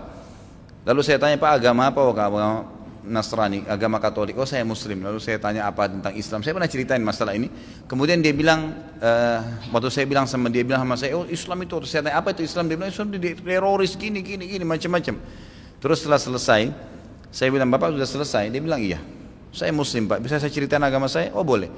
Yang pertama saya lemparkan, saya bilang kalau seandainya ada seorang Katolik yang membunuh, yang mencuri, yang berbohong, Bapak mau nggak saya sebagai Muslim mengatakan Katolik semua sama? Enggak dong Pak. Ya sudah, begitu juga Islam. Kalau satu orang membunuh, satu orang buat salah, ya dia yang salah, bukan semuanya, gitu kan? Bukan semuanya. Ini masalahnya. Kalau Anda menemukan seorang Muslim bohong, dia dosa dengan dosa itu, kesalahan itu. Anda punya hak bekerja tempat lain, silahkan. Kemudian Anda temukan ada pekerjaan lain, orang non Muslim tapi baik. Dia merupakan sistem Islam yang dijual produknya juga halal, silahkan Anda kerja dengan dia, tidak ada masalah itu. Itu kan itu bukan yang hal haram dalam agama Islam. Tetapi kalau Anda mau adil, Anda pertemukan antara seorang bos Muslim yang jujur dengan yang non Muslim yang jujur, gitu kan? Kita banyak orang jujur, kayak orang sudah krisis gitu. Ini enggak, insya Allah banyak orang-orang Muslim yang jujur. Tapi kalau Anda memang berada di posisi tadi, dua-duanya adalah bos Anda atau dua-duanya miliki perusahaan, Anda nggak punya opsi lain, memang harus pilih salah satunya, ya Anda pilih orang yang jujur tentunya, gitu kan? Selama memang sistem dan peraturannya itu ya adalah peraturan dan produknya halal dalam agama Islam. Kalau kita berteman dengan orang kafir tujuannya untuk berdakwah agar teman saya mengenal Islam dan diberikan hidayah, tidak apa-apa Kak Ustadz, karena sebelum saya mengenal sunnah teman-teman dekat saya banyak orang kafir. Enggak masalah teman sama orang kafir. Saya sudah bahas, yang kita bahas malam ini adalah orang munafik, enggak jelas Islam atau kafir nih gitu kan. Kalau berteman sama orang kafir, tadi kan saya bilang di awal pembukaan, Nabi SAW berteman dengan orang Yahudi. Bahkan saya sebutkan namanya Abdullah bin Salam, Khuwairik, Ada beberapa teman-teman Nabi SAW memang yang pendeta Yahudi yang masuk Islam. Boleh seseorang muslim itu orang tuanya kalau kafir bersilaturahim, berbakti dengan orang tuanya, kerabatnya non muslim bisa dia bantu, nggak ada masalah. Membantu orang-orang non muslim itu dibolehkan. Yang kita sedang fokus malam ini kalau ada orang jelas orang ini munafik, bukan muslim, bukan kafir, ini yang tidak boleh sama sekali kita bekerja dengannya, tidak boleh interaksi, jauhi semuanya. Dan cirinya sudah kita panjang lebar jelaskan tadi. Ustaz, ana mau tanya, apa hukumnya bila kita dibebaskan hutang oleh teman karena teman kita punya nazar dan nazarnya terpenuhi sehingga dia membebaskan hutang? Apa ana harus tetap bayar tapi memang perekonomian ana sedang tidak baik? Apakah tetap di akhirat dia akan mengambil pahala-pahala kita? Ya tentu saja tidak. Kalau dia sudah maafkan, alhamdulillah. Yang itu. Kalau jelas dia maafkan ya. Gitu. Jangan anda karang-karang. Gitu kan? Jadi memang jelas dia mengatakan saya maafkan. Ya tidak apa-apa, insya Allah sudah baik. Itu nggak ada masalah. Jadi sudah bebas, tidak ada lagi pengambilan pahala dan seterusnya. Bagaimana jika ada seseorang yang dulu pernah memalsukan raport SMA, kemudian sekarang sudah berjalan bertahun-tahun, apakah bertobat saja cukup? Apa yang harus dilakukan? Tentu bertobat kepada Allah SWT dan dia coba memperbaiki semaksimal mungkin. Jadi kalau ada sesuatu yang anda dapatkan dari hasil itu harus dikeluarkan, gitu kan? Misal gara-gara ijazah palsu itu anda mendapatkan sebuah jabatan, misal, gitu kan? Maka itu tidak boleh, berarti jabatan itu tidak halal buat anda, karena anda merekayasa data, nggak bisa, gitu kan? Jadi tidak boleh. Jadi harus diperbaikin, tapi yang paling penting adalah taubat nasuha dulu kepada Allah SWT, karena itu gush namanya, ya, menipu, ya, memanipulasi data, nggak boleh dalam Islam. Alhamdulillah dini hari nanti insyaallah ana dan keluarga akan melaksanakan panggilan Allah untuk umrah. Yang ingin ana tanyakan, apakah benar bisa melaksanakan umrah berulang kali dalam satu kali pemberangkatan seperti yang disampaikan oleh beberapa pembimbing umrah berbagai travel? Ini khilaf di antara ulama tentang boleh mengulangi atau tidak, gitu kan? Pendapat yang pertama mengatakan boleh saja. Pendapat yang mengatakan tidak boleh, mutlak tidak boleh mengulangi umrah itu.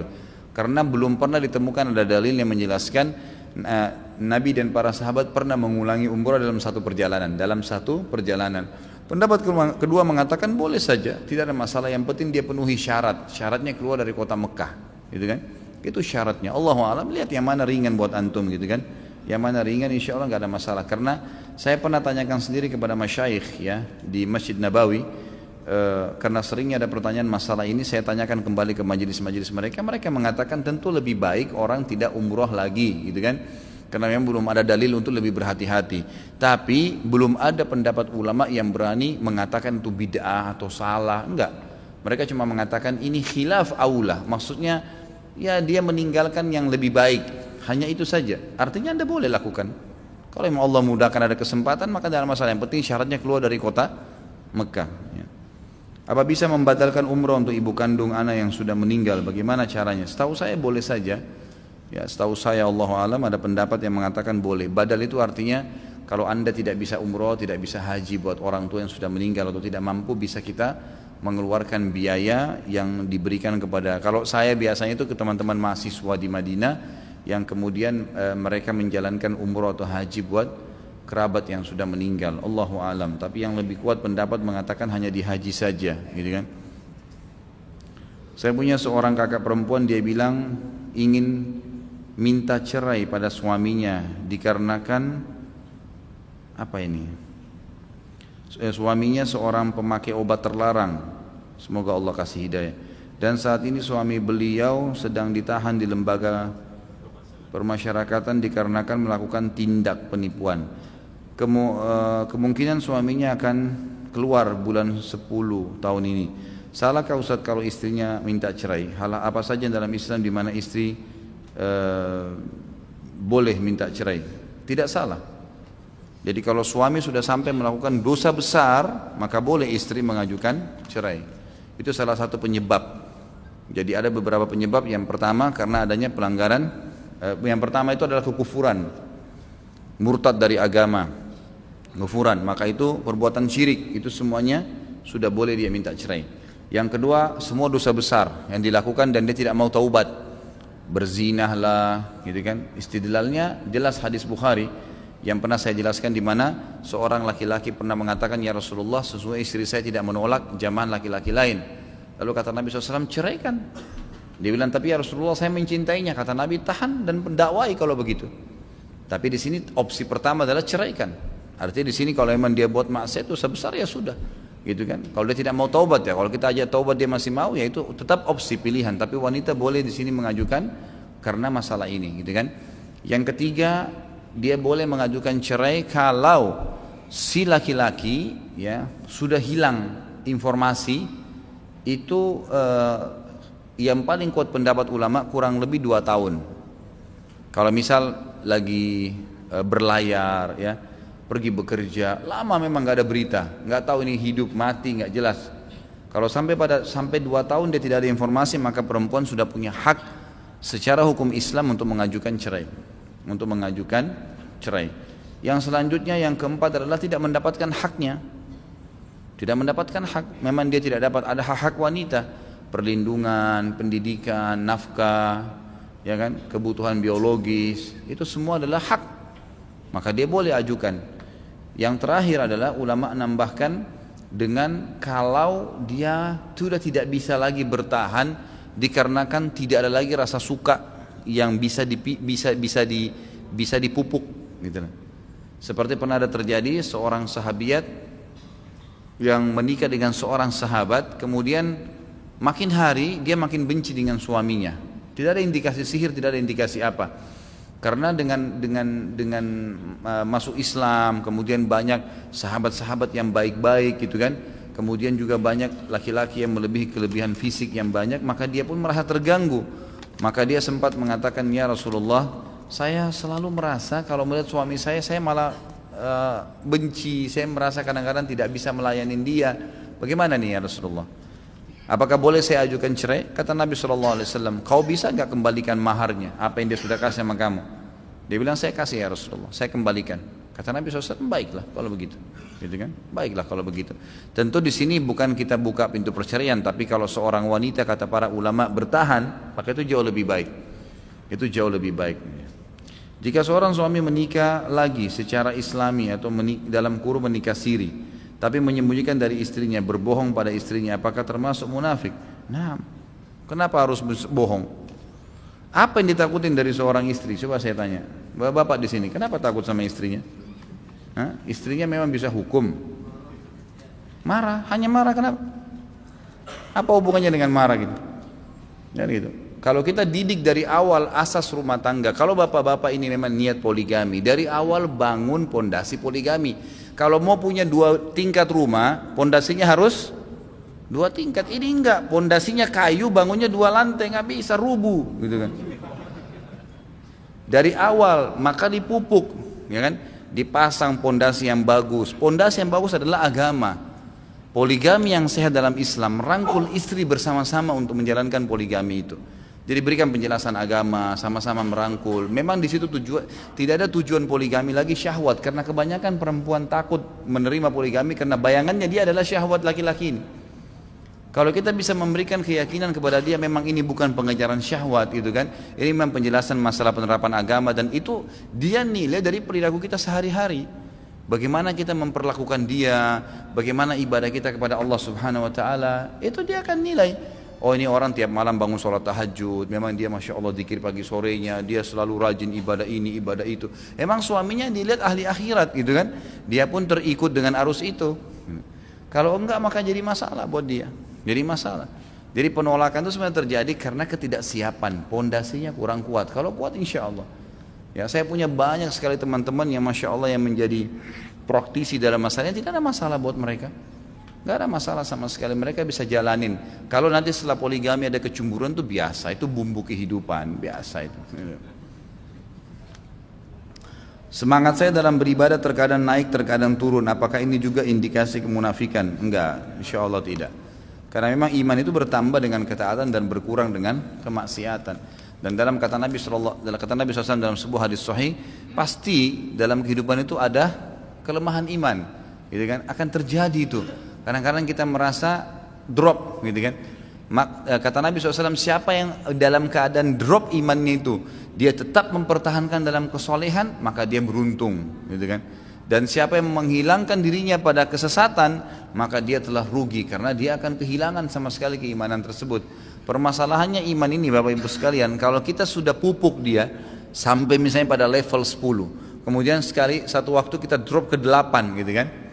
Nah untuk kembali, biasanya setan terus turunnya kita sampai level ke-5, sampai ke tangga sampai ke-2 kalau perlu gitu kan.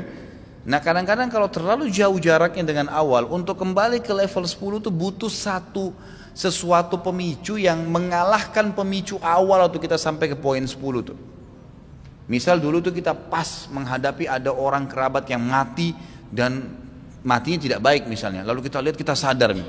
Nanti kalau jatuh drop imannya, maka itu akan harus dicari sesuatu yang lebih besar daripada itu untuk kembali ke level yang sama.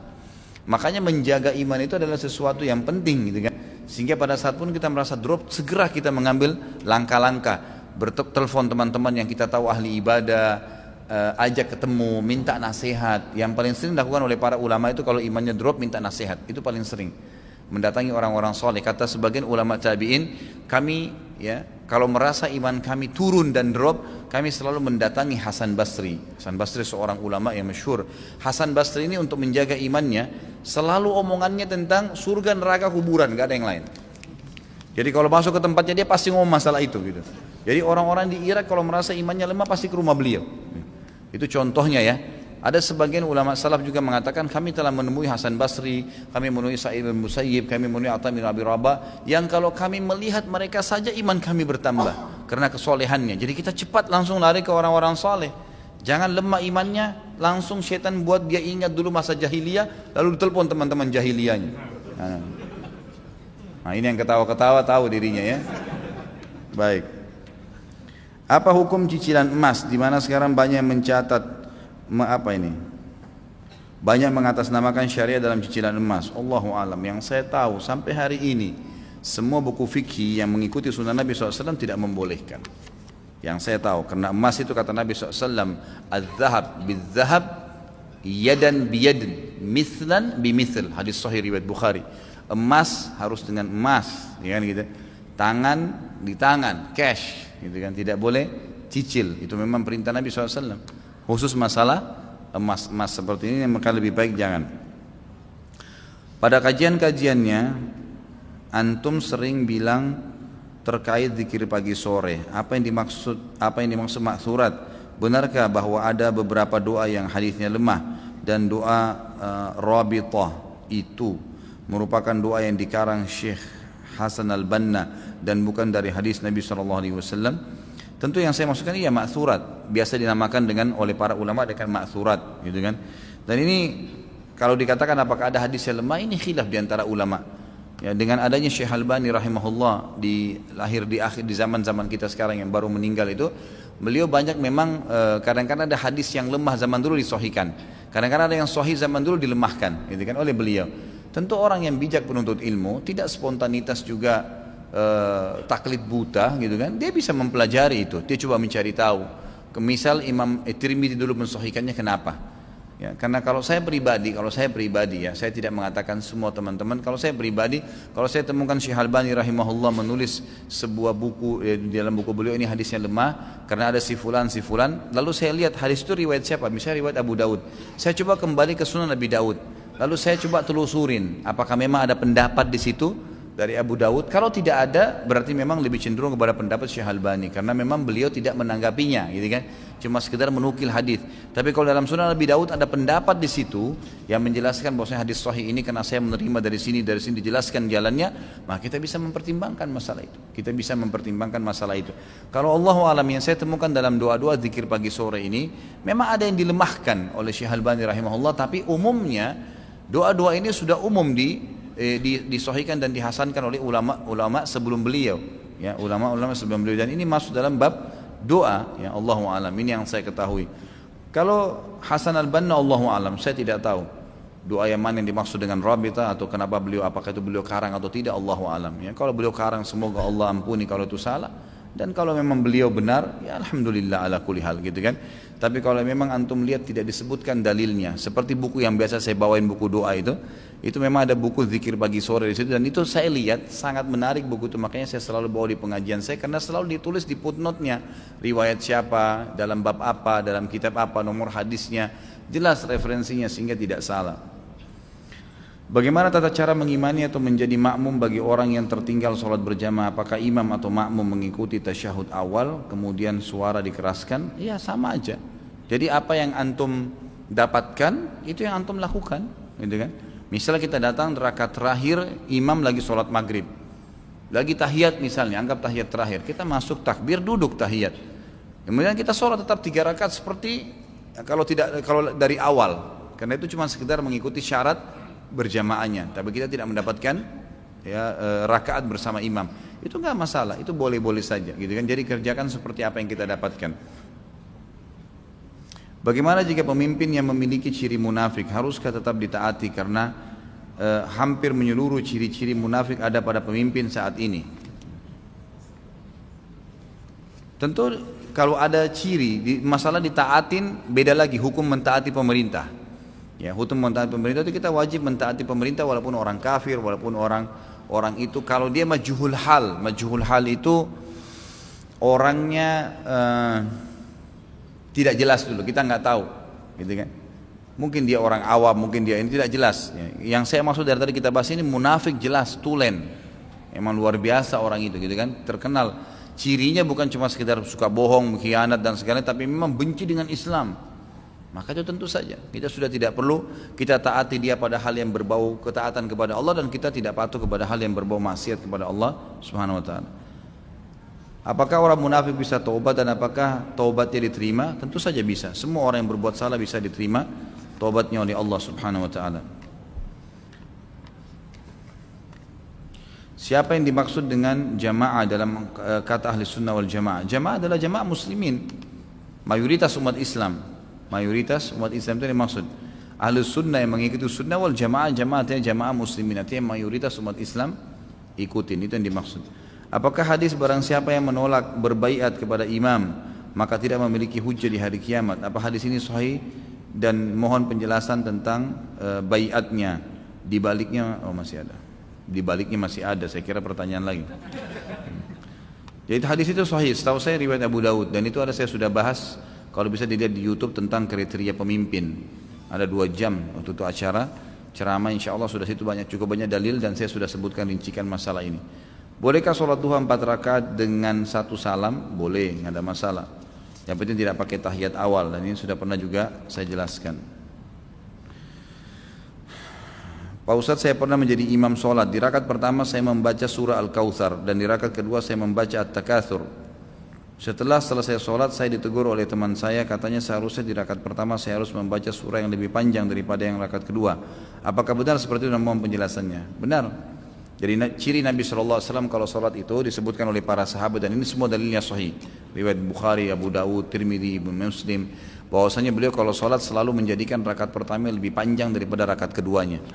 Lebih panjang, gitu kan. Jadi memang kalau rakaat pertama kita memilih surah yang 4-5 ayat, maka boleh di rakaat kedua kita memilih surah yang 3 ayat. Saya datangkan contohnya karena ini biasa di Indonesia begitu ya. Kalau di Saudi memang udah biasa baca panjang gitu. Jadi kalau rakaat pertama baca Al-Mulk 30 ayat, berarti dia rakaat kedua boleh pilih yang lebih pendek dari itu. Memang sunnah Nabi seperti itu. Sunnah Nabi seperti itu. Anda kalau jadi imam harus tahu itu. Ya. Di saat ini banyak sekali sistem yang telah dikembangkan oleh perusahaan untuk memaksimalkan efektivitas dan efisiensi pekerja. Salah satunya adalah sistem lembur dan sistem shift. Yang ingin saya tanyakan, bagaimana hukumnya bekerja dan mencari rezeki di malam hari berkaitan dengan sistem lembur dan sistem shift, sementara banyak ayat Al-Quran yang menjelaskan bahwa Allah menciptakan siang malam untuk beraktivitas dan malam hari untuk beristirahat. Bagaimana Islam memandang hal tersebut? Tentu lebih aman Anda tidak bekerja di malam hari, lebih aman, gitu kan? Dan malam hari ini adalah shiftnya kalau malam sampai pagi. Ya, tapi ini bukan berarti tidak boleh ya, bukan tidak boleh. Kalau dalam hal darurat, karena Nabi SAW melarang dalam hadis Abu Daud tentang samar. Abu Daud menulis khusus bab namanya nahi anis samar, dilarang begadang dalam Islam. Tapi di situ beliau menyebutkan beberapa riwayat, kemudian beliau kaitkan atau berikan penjelasan Lalu dijelaskan dengan hadis-hadis yang lain bahwasanya Nabi SAW dan Abu Bakar serta Umar kadang-kadang mereka begadang untuk memecahkan permasalahan muslimin. Jadi kalau ada hal yang darurat, ada orang yang mati harus dikubur malam itu, ngelayat, ada orang yang sakit, ada itu hal-hal yang bekerja harus lembur karena kalau tidak dia dibutuhkan tenaganya, dia butuh tambahan uang, itu nggak ada masalah. Tapi kalau menjadi sebuah rutinitas, nah ini yang perlu dihindari. Bagaimana hukumnya mendonorkan anggota atau organ badan kita yang masih hidup kepada orang lain? Contoh kasus seorang ayah mendonorkan matanya kepada anaknya, seorang ibu mendonorkan ginjal kepada anaknya. Ini yang saya tahu Allah alam tidak boleh, yang saya tahu tidak boleh. Karena memang Allah Subhanahu wa taala meminjamkan badan, tidak boleh kita keluarin. Makanya orang kalau meninggal ya dikembalikan. Kenapa jenazah dimandikan? Kenapa kita enggak gitu aja, dia mati ya sudah kubur selesai, gitu kan? Enggak, dimandiin, dibersihin kotorannya, dipakein sampo. Kalau kita zaman dulu daun bidara dipakai, sampai sekarang juga masih ya. Tapi boleh ulama bilang pakai wangi-wangian, dipakein kain baru bersih, putih. Padahal kita tahu 3-4 jam badannya akan dimakan oleh belatung. Untuk apa? Kata para ulama, hikmahnya adalah kita disuruh oleh Allah mengembalikan pinjaman ini utuh. Jadi nggak boleh kita memotong-motong, mengambil-ambil dan segala itu tidak boleh. Walaupun dengan alasan bantu orang. Jadi tidak boleh kita bantu dengan menyerahkan organ. Ini yang saya tahu. Allahu a'lam ya. Kalau anda tahu memang dari ustadz lain punya dalil, silahkan ya anda ikutin. Apakah ustadz ada referensi buku sehubungan dengan pola hidup sehat, obat-obatan herbal yang semuanya memiliki referensi dari Quran dan Sunnah? Saya tahu ada pengobatan nabawiyah oleh Ibnu Qayyim rahimahullah. Cuma saya tidak ingat sekarang penerbitnya ya. Kalau nggak salah pernah saya bawa dulu buku tebal. Mungkin harganya 60-70 ribuan kalau tidak salah. Tapi judulnya pengobatan Nabi SAW oleh Ibnu Qayyim rahimahullah. Itu buku yang sangat bagus. Saya juga jadikan sebagai referensi di rumah saya. Hukum penghasilan yang dihasilkan dari perusahaan yang dapat operasional kerjanya menggunakan software bajakan. Ya tentu pekerjaannya secara umum kalau dia produknya bagus, produknya halal, kemudian memang secara umum dia menjalankan sistem yang ada, tapi ada terlibat hal-hal haram di situ, maka dia haram di substansial itu. Dia haram di substansial, tapi tidak semua perusahaan itu haram. Tidak semua perusahaan itu haram. Ya beda kalau memang seluruh sistemnya memang adalah hasil curian gitu kan, bajakan, kemudian juga semuanya ya. Tidak ada keterkecualian ini, maka ini baru haram secara mutlak. Tapi kalau seandainya cuma sebagian, ada sebuah sebuah substansial pekerjaan yang memang diambil dari software itu, maka itu yang haram gitu. Anda wajib mengingatkan ya kepada pimpinannya supaya jangan memakai itu gitu kan. Kalau tetap dia pakai, maka berarti minta secara khusus, saya tidak mau mengambil penghasilan dari ini, atau kita perkirakan saja misal akan datang penghasilan sekian persen dari situ, ya udah dikeluarin, tidak usah diambil pada saat terima gaji, itu dikasih kepada orang lain gitu. Untuk bacaan surah Al-Fatihah akhir ayat terakhir yang betul dalam membacanya dalam surat berbunyi waladhdallin atau apa ini waladhdallin gitu kan ya. Ditulis bahasa Indonesia soalnya saya nggak tahu nih. Yang saya tahu waladhdallin ya, waladhdallin. Nanti bisa kalau kurang jelas datang sebentar habis selesai pengajian, bisa tanya ke imam kita atau ke saya langsung juga nggak apa-apa. Karena saya ketika sholat berjamaah mendengar imam membacanya waladhdallin dibaca ya. Sedang dalam Al-Quran saya lihat tidak ada huruf ba. Bagaimana solusinya ya? Yang saya tahu tetap dibaca dot ya. Waladhdallin ya. Bolehkah sholat tahiyat masjid setelah sholat wajib karena datang ke masjid tidak sempat sholat tahiyat masjid, terlambat datang karena sudah mulai sholat berjamaah? Pendapat yang paling kuat sudah tidak perlu lagi. Pendapat yang lebih kuat sudah tidak perlu, karena tahiyat masjid artinya menghormati masjid dengan sholat. Kata ulama baik itu sunnah khusus tahiyat masjid atau sholat wajib yang sudah diiqamahkan, berarti sudah terpenuhi di situ. Saya baru aja menjalankan akikah anak sebanyak 2 ekor kambing, tetapi jauh sebelumnya kawan saya berniat nazar untuk membiayai semua. Saya selaku orang tua anak, apakah sah akikah yang saya kerjakan sebab saya sendiri tidak ada kemampuan membeli 2 ekor kambing. Setelah rambut bayi dicukur lalu ditimbang di sini senilai harga emas atau harga perak ya Ustaz. Jadi boleh saja kalau ada orang yang mau bantu ya, baik dia nadar atau tidak, boleh saja dia mengatakan saya akan bayar deh, saya yang bayar akikah anak kamu, boleh, nggak masalah. Itu boleh-boleh saja, teman, sahabat, kerabat, nggak ada masalah. Kalau masalah timbang ini yang lebih kuat adalah perak. Kalau zaman dulu memang zaman Nabi SAW perak sama emas itu tidak beda jauh. nilainya. Kalau sekarang memang agak jauh ya, emas bisa mencapai hampir 500.000 per gram, ini perak 10.000 atau berapa gitu ya per gramnya. Jadi memang jauh sekali. Kalau zaman Nabi SAW itu tidak beda jauh, karena hitungan zakat mal itu dengan 85 gram emas senilai dengan 20 dinar gitu kan, senilai dengan 20 dinar, atau bernilai 85 gram emas itu dengan 595 kalau nggak salah gram perak. Nah, seperti itulah ya gambarannya. Jadi zaman Nabi SAW tidak terlalu jauh, tapi kalau sekarang memang cukup jauh nilainya. Jadi tetap dalam hadis perak, Allahu alam, dalam hadis perak, dan ada beberapa athar menyebutkan dengan emas. Kenapa ulang tahun tidak boleh dalam Islam? Dan dia marah sekali tidak diucapkan selamat ulang tahun kepadanya, karena beliau mengatakan bahwa menyelamati orang yang ulang tahun seperti membahagiakan dan mendoakan orang lain. Bukankah dalam Islam membahagiakan orang lain itu berpahala? Ya karena Nabi nggak pernah contohin. Jawaban kita karena Nabi SAW tidak pernah mencontohkannya, gitu kan? Jadi kita punya patokan dalam agama Islam. Kalau saya tanya balik, kalau tidak ulang tahun kenapa? Coba, kalau tidak buat acara ulang tahun kenapa? Tangannya putus, matanya buta, kupingnya tuli, nggak ada apa-apa, nggak ada yang kurang. Tapi kita lebih aman dari sisi agama karena memang tidak pernah ada contohnya, tidak ada panduan. Nggak pernah itu Nabi, oh ini Nabi umurnya 53 tahun nih, terus disalamin sama sahabat, selamat ya Rasulullah ya umur anda bertambah, nggak ada. Apalagi tiup-tiup lilin, nyanyi-nyanyi, dan memang nggak pernah ada itu dalam Islam, gitu kan?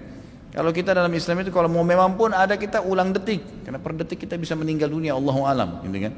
Ini memang sebaiknya tidak usah dikerjakan, dan saya sudah bilang itu hari. Kalau ada pancingan untuk mengerjakan sebuah perbuatan yang kita ragu dalam Islam syubhat atau haram, maka tanyakan, kalau saya tidak lakukan kenapa? Tidak ada yang kurang, nggak ada yang hilang dari kita.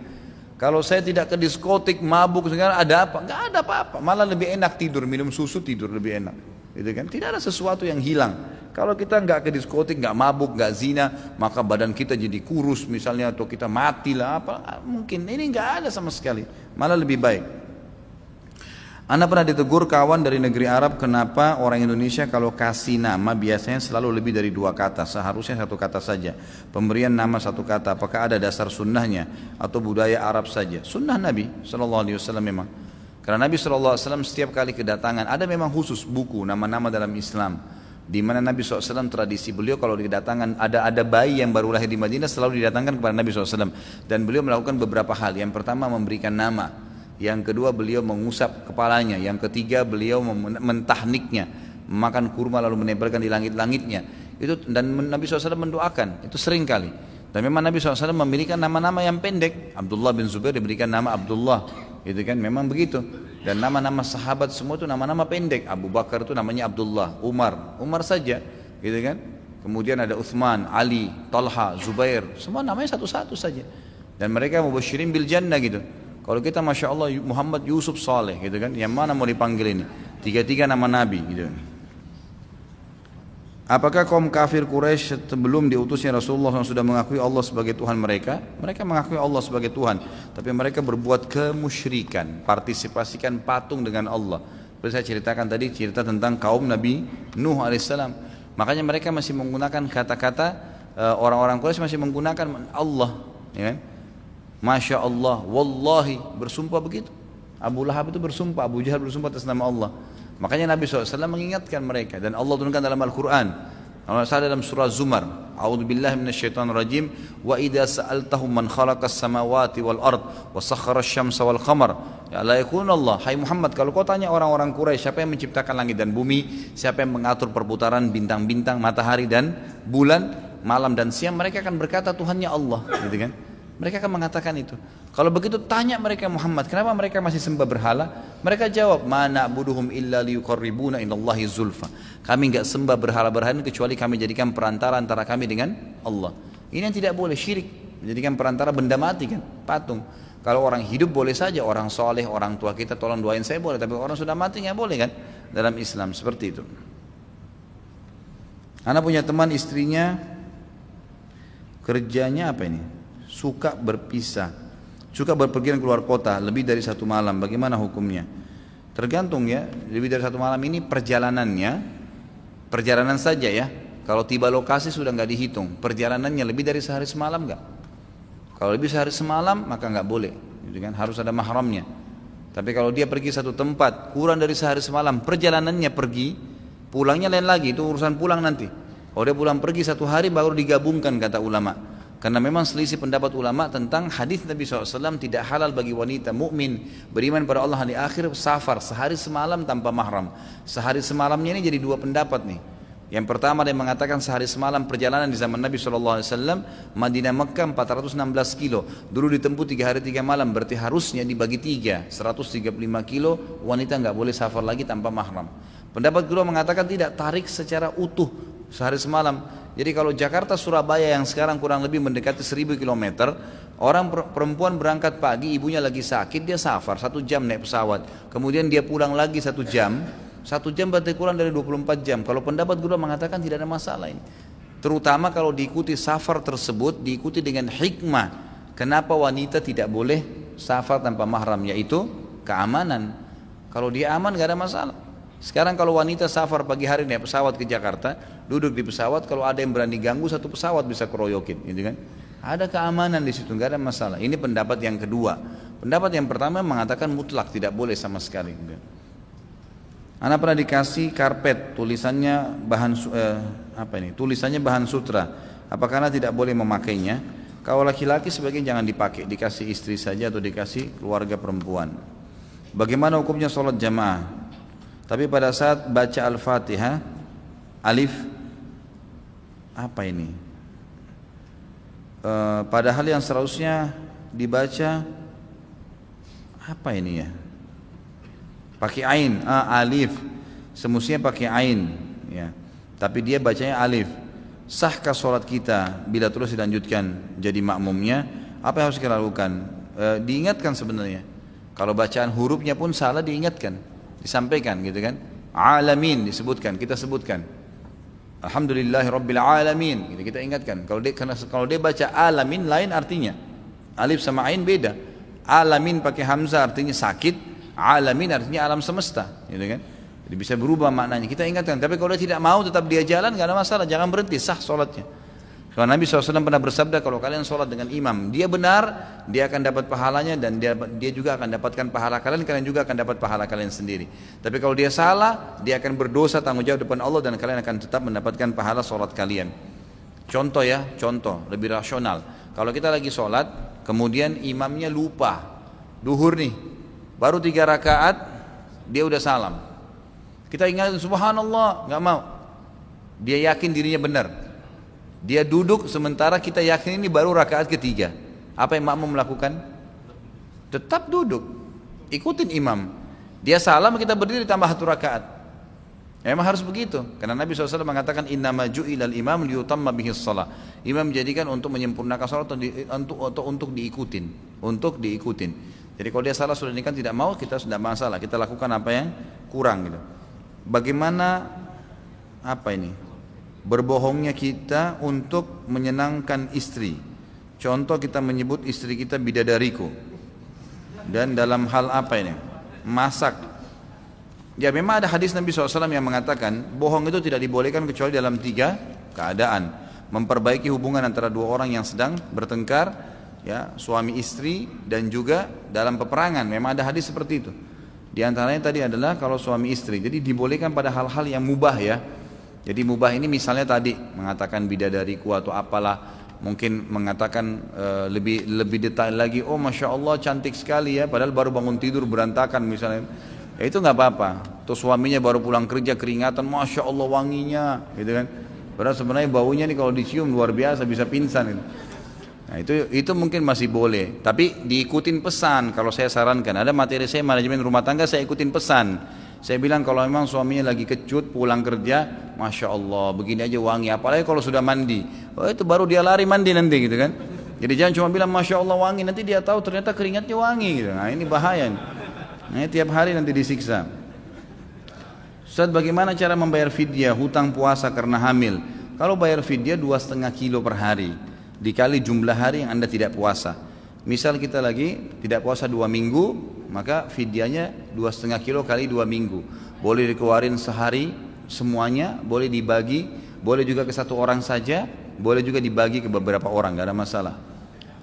Ustaz, kapankah kita bisa sholat sunnah rawatib jika sudah tertinggal waktu sholat wajib? Sholat ba'diyah.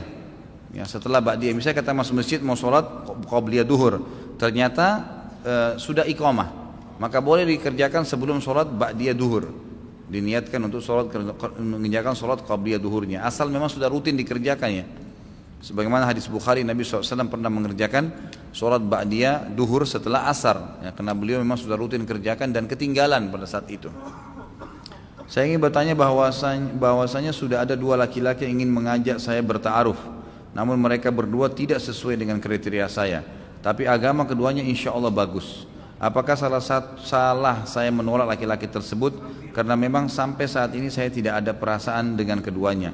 Saya takut Allah marah pada saya karena menolak lelaki tersebut. Ya, apa ini? Bukankah kalau jodoh itu kita juga harus ada perasaan suka? Mohon penjelasan Ustaz.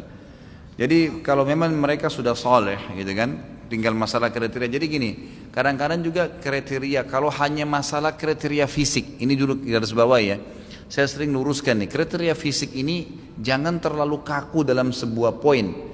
Karena kadang-kadang kita terekam, oh saya harus orangnya putih tinggi, atau saya harus orangnya gendut pendek misalnya, atau apalah. Maka itu terekam di benak dia misal. Maka dia tidak mau menerima secara fisik kalau tidak masuk di situ. Ini keliru kalau secara syar'i, gitu kan? Ini poin pertama.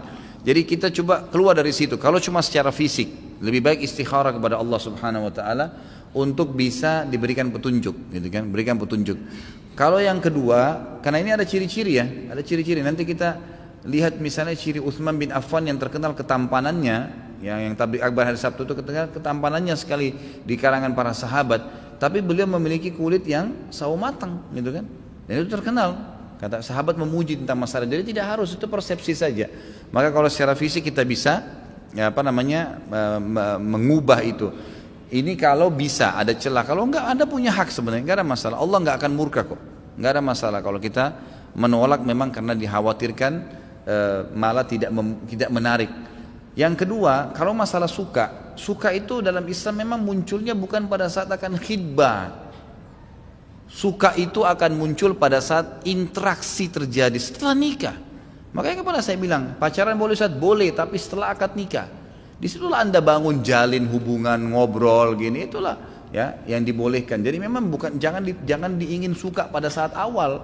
Ya, yang disuruh adalah melihat sesuatu yang menarik dari lawan jenis kalian yang akan kalian nikahi atau yang kalian akan jadikan sebagai pasangan, itu boleh.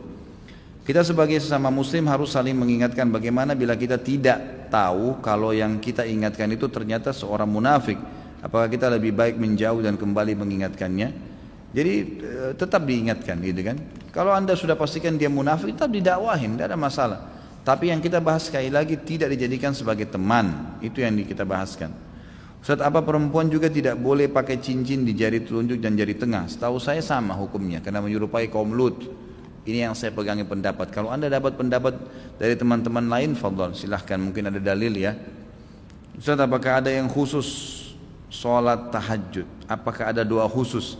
Ada setelah sholat itu. Seperti kurang lebih mirip dengan doa pada saat mau ke masjid.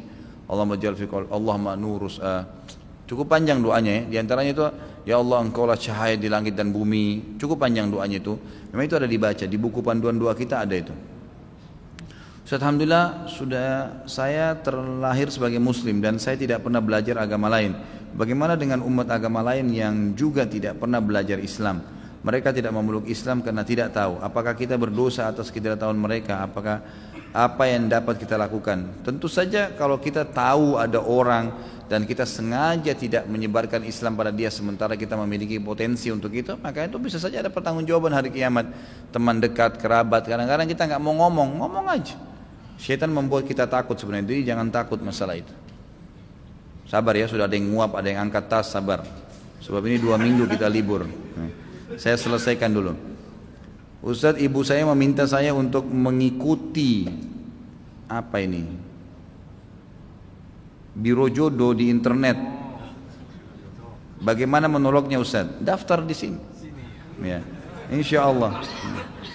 Pak Yoyo ketawa ya. Ustaz, apa perbedaan wakaf dan sedekah? Karena di Al-Quran lebih banyak perintah untuk wakaf. Kalau wakaf itu lebih cenderung kepada tanah sebenarnya. Tanah, benda yang memang digunakan secara massal umum. Itu baru namanya wakaf. Kalau sedekah ini masuk dalam istilah lebih umum lagi. Semua yang dikeluarkan, harta kah, baju kah, makanan kah, semuanya sedekah, gitu kan. Jadi lebih umum lagi masalah itu. Kalau wakaf lebih khusus kepada benda saja.